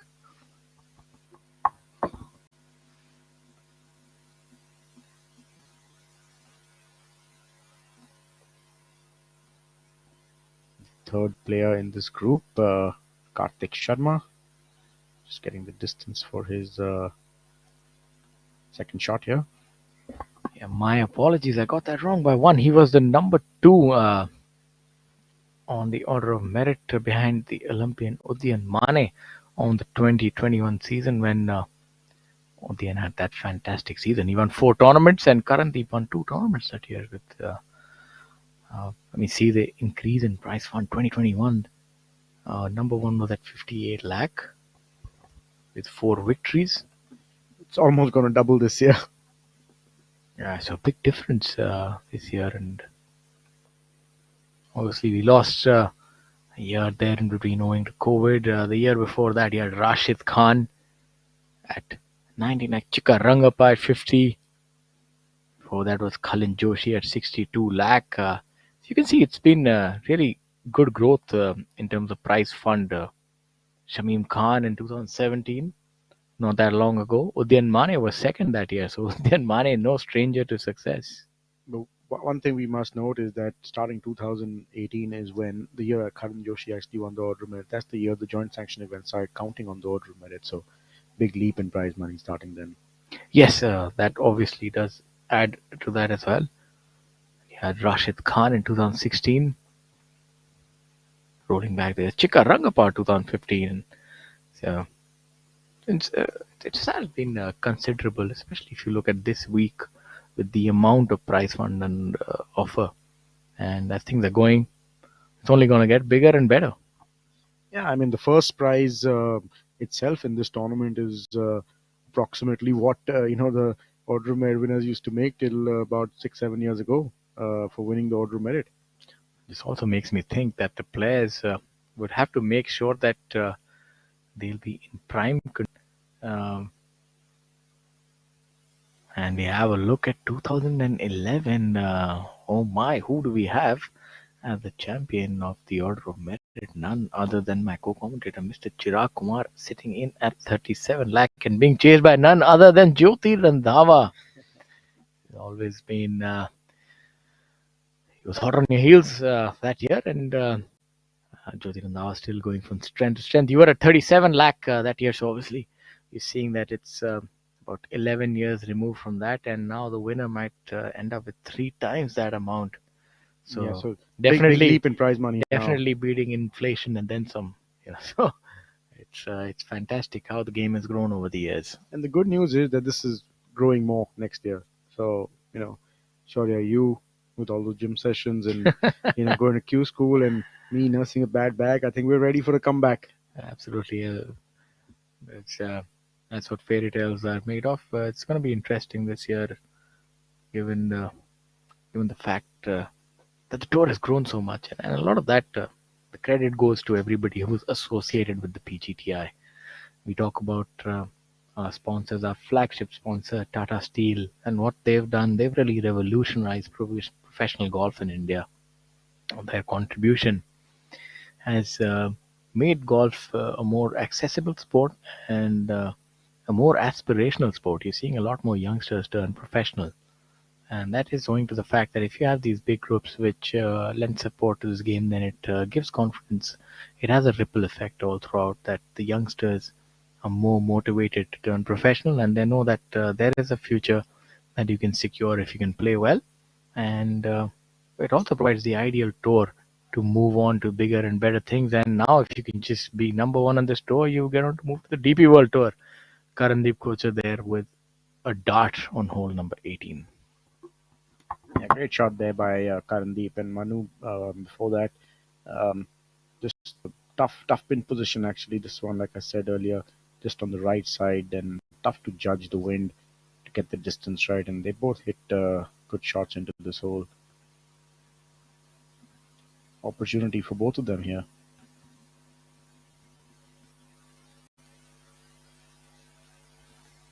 As we have a look again at Karandeep's shot, he's just a couple of shots off the pace right now. He's at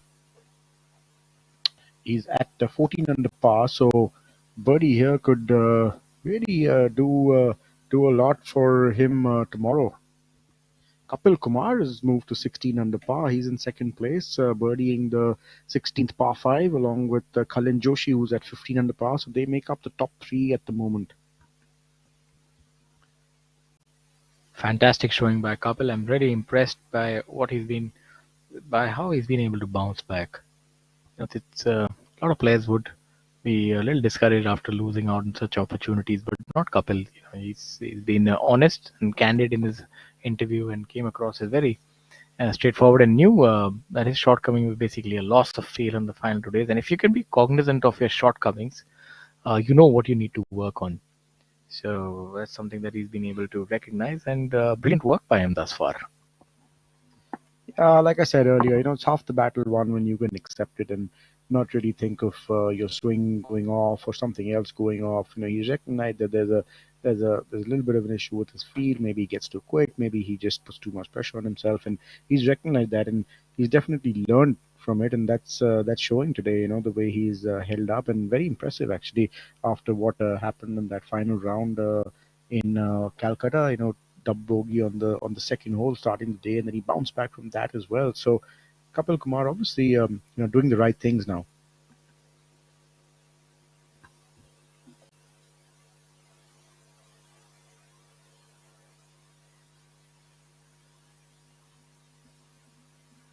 Kartik Sharma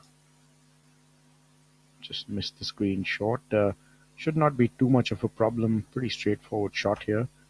He's gone. Oh my God, he hit the flag, and I think he just miscued that a little bit. Dropped it too far ahead, hit the flag, and it's ricocheted about 10-12 feet now left for his par. So he is in danger of dropping a shot on this last hole, currently at 12 under par.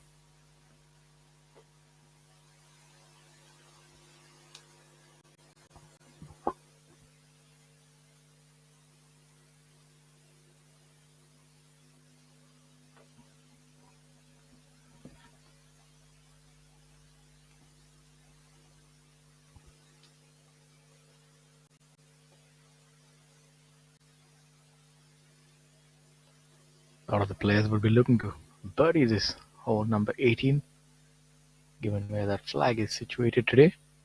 And we've seen quite a few. We've seen Chika Rangappa, Kalin Joshi, birdie the 18th, Shamim Khan, birdie on the 18th.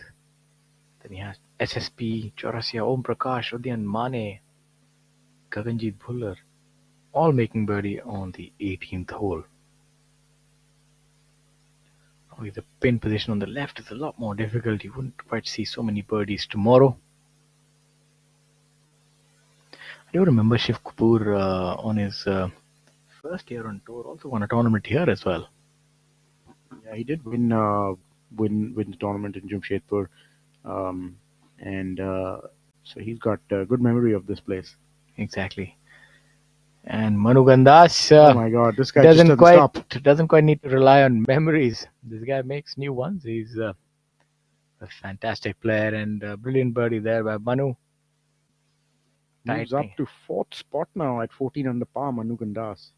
Tightening that vice grip around that number one spot, and I think he's adamant to do it in style. It's not going to be easy for Chika Rangappa to stave off Manu Gandas, especially if Manu can get off to a hot start. I think a lot will be determined by how these players get off to the start on Golmuri. That might be the determining factor, especially the first 5 or 6 holes, which provide a lot of birdie opportunities. Yeah, and considering the run that Manu's coming off, he's going to be a tough man to... This is Steel, and this is an idea. So what happens when we join them? Something marvelous, like cars that are lighter, more fuel efficient, yet safer. Thanks to high-perform automotive steel, which lowers CO2 emission and makes this world a better place.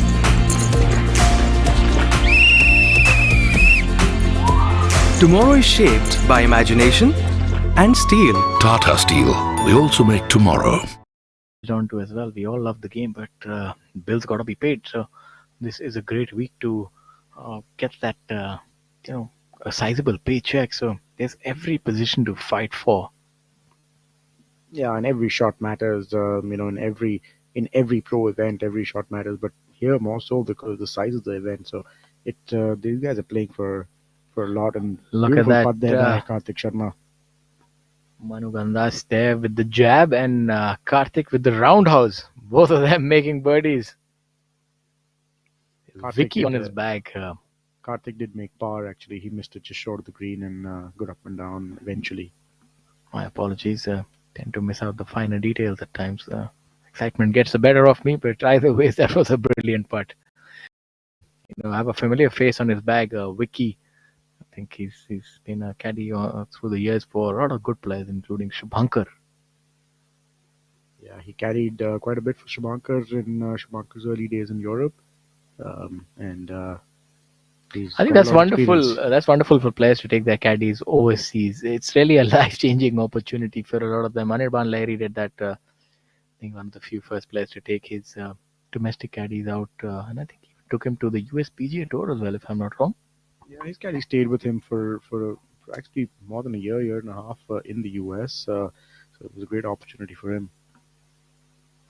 You see Karandeep birdie putt here on the last hole.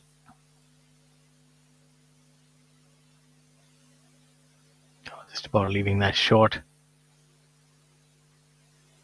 Yeah, he knew the moment he'd hit it that he'd left that short. Oh, we have the final group walking up to the 18th.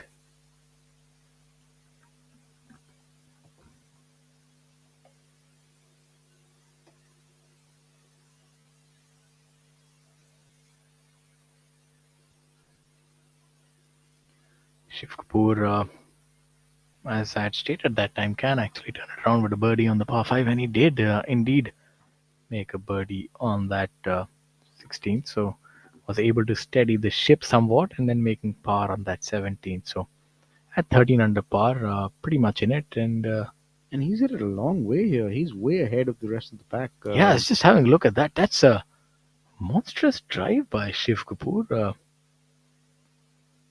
Pulling out all the stops here. The hole does set up well for him. Maybe he hit a sprinkler head. Can't quite say. I've never quite seen a drive down there. That's really far. He definitely has a lot of gas in that tank, and a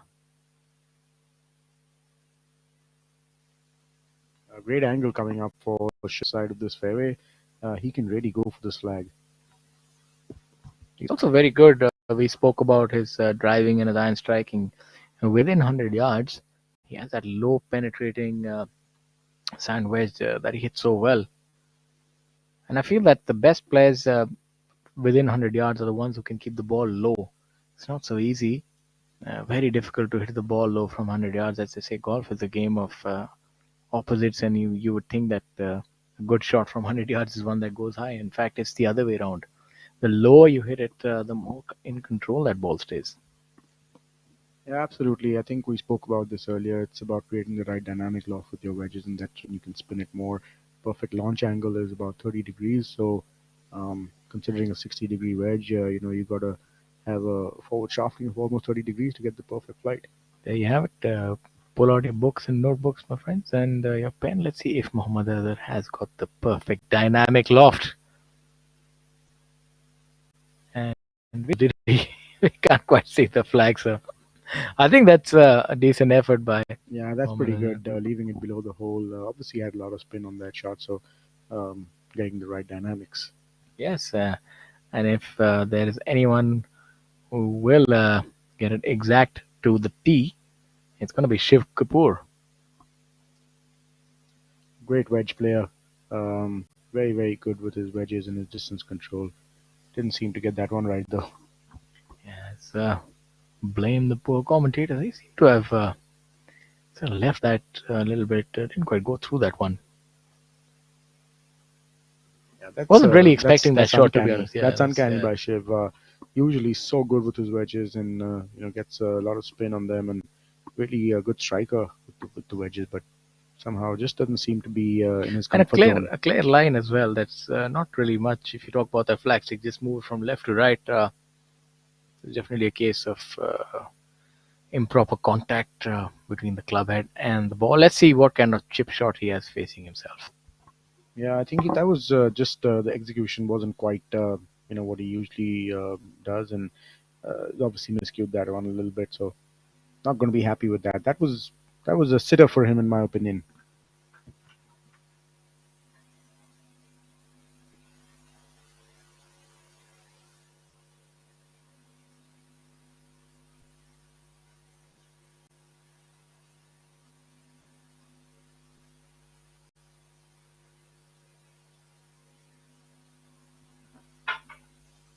Shiv Kapoor just out of the bunker. Not his best effort either. So he's going to be really unhappy with the way he's played this hole so far. Yeah, strange couple of shots by Shiv Kapoor. Maybe the focus is waning a little bit, or definitely not in his element, so as to speak. Just another look at that birdie putt by Manu Gandas. I was talking about how much his putting has improved over the last 12 to 15 months. He's just amazing, the confidence that he has with that club. Yes, that's been one of the clubs that has propelled him up to the top of the rankings. Let's see if Shiv Kapoor can actually make that par.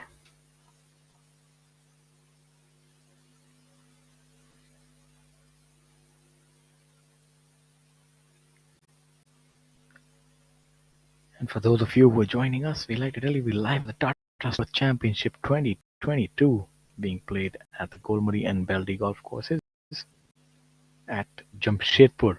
The prize fund this week is 3 crore. As we have a look at Shiv Kapoor on our screens, definitely not an effort that he'd like to write home about.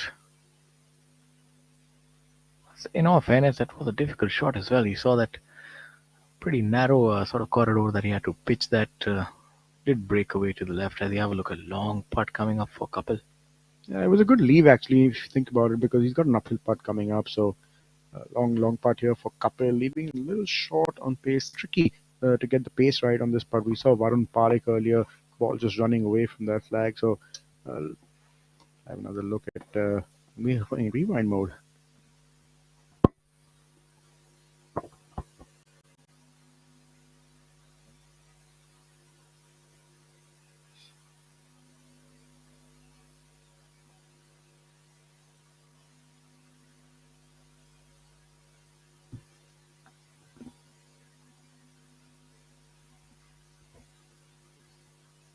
Kapil Kumar currently in second position at 16 under par, so he would want to finish with par and go in the final day just one shot behind Chikka Rangappa.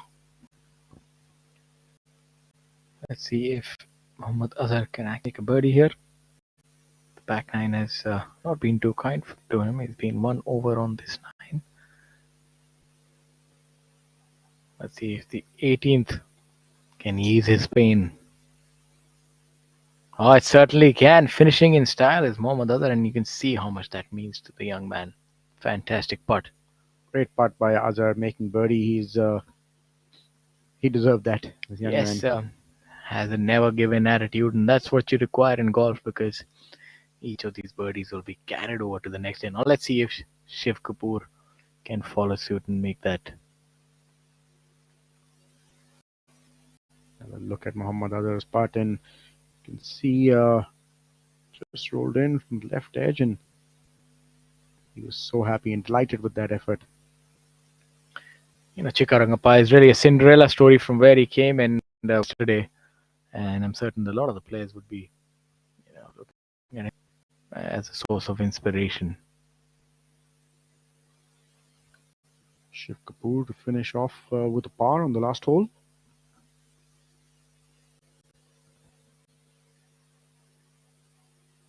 Break a little to his left.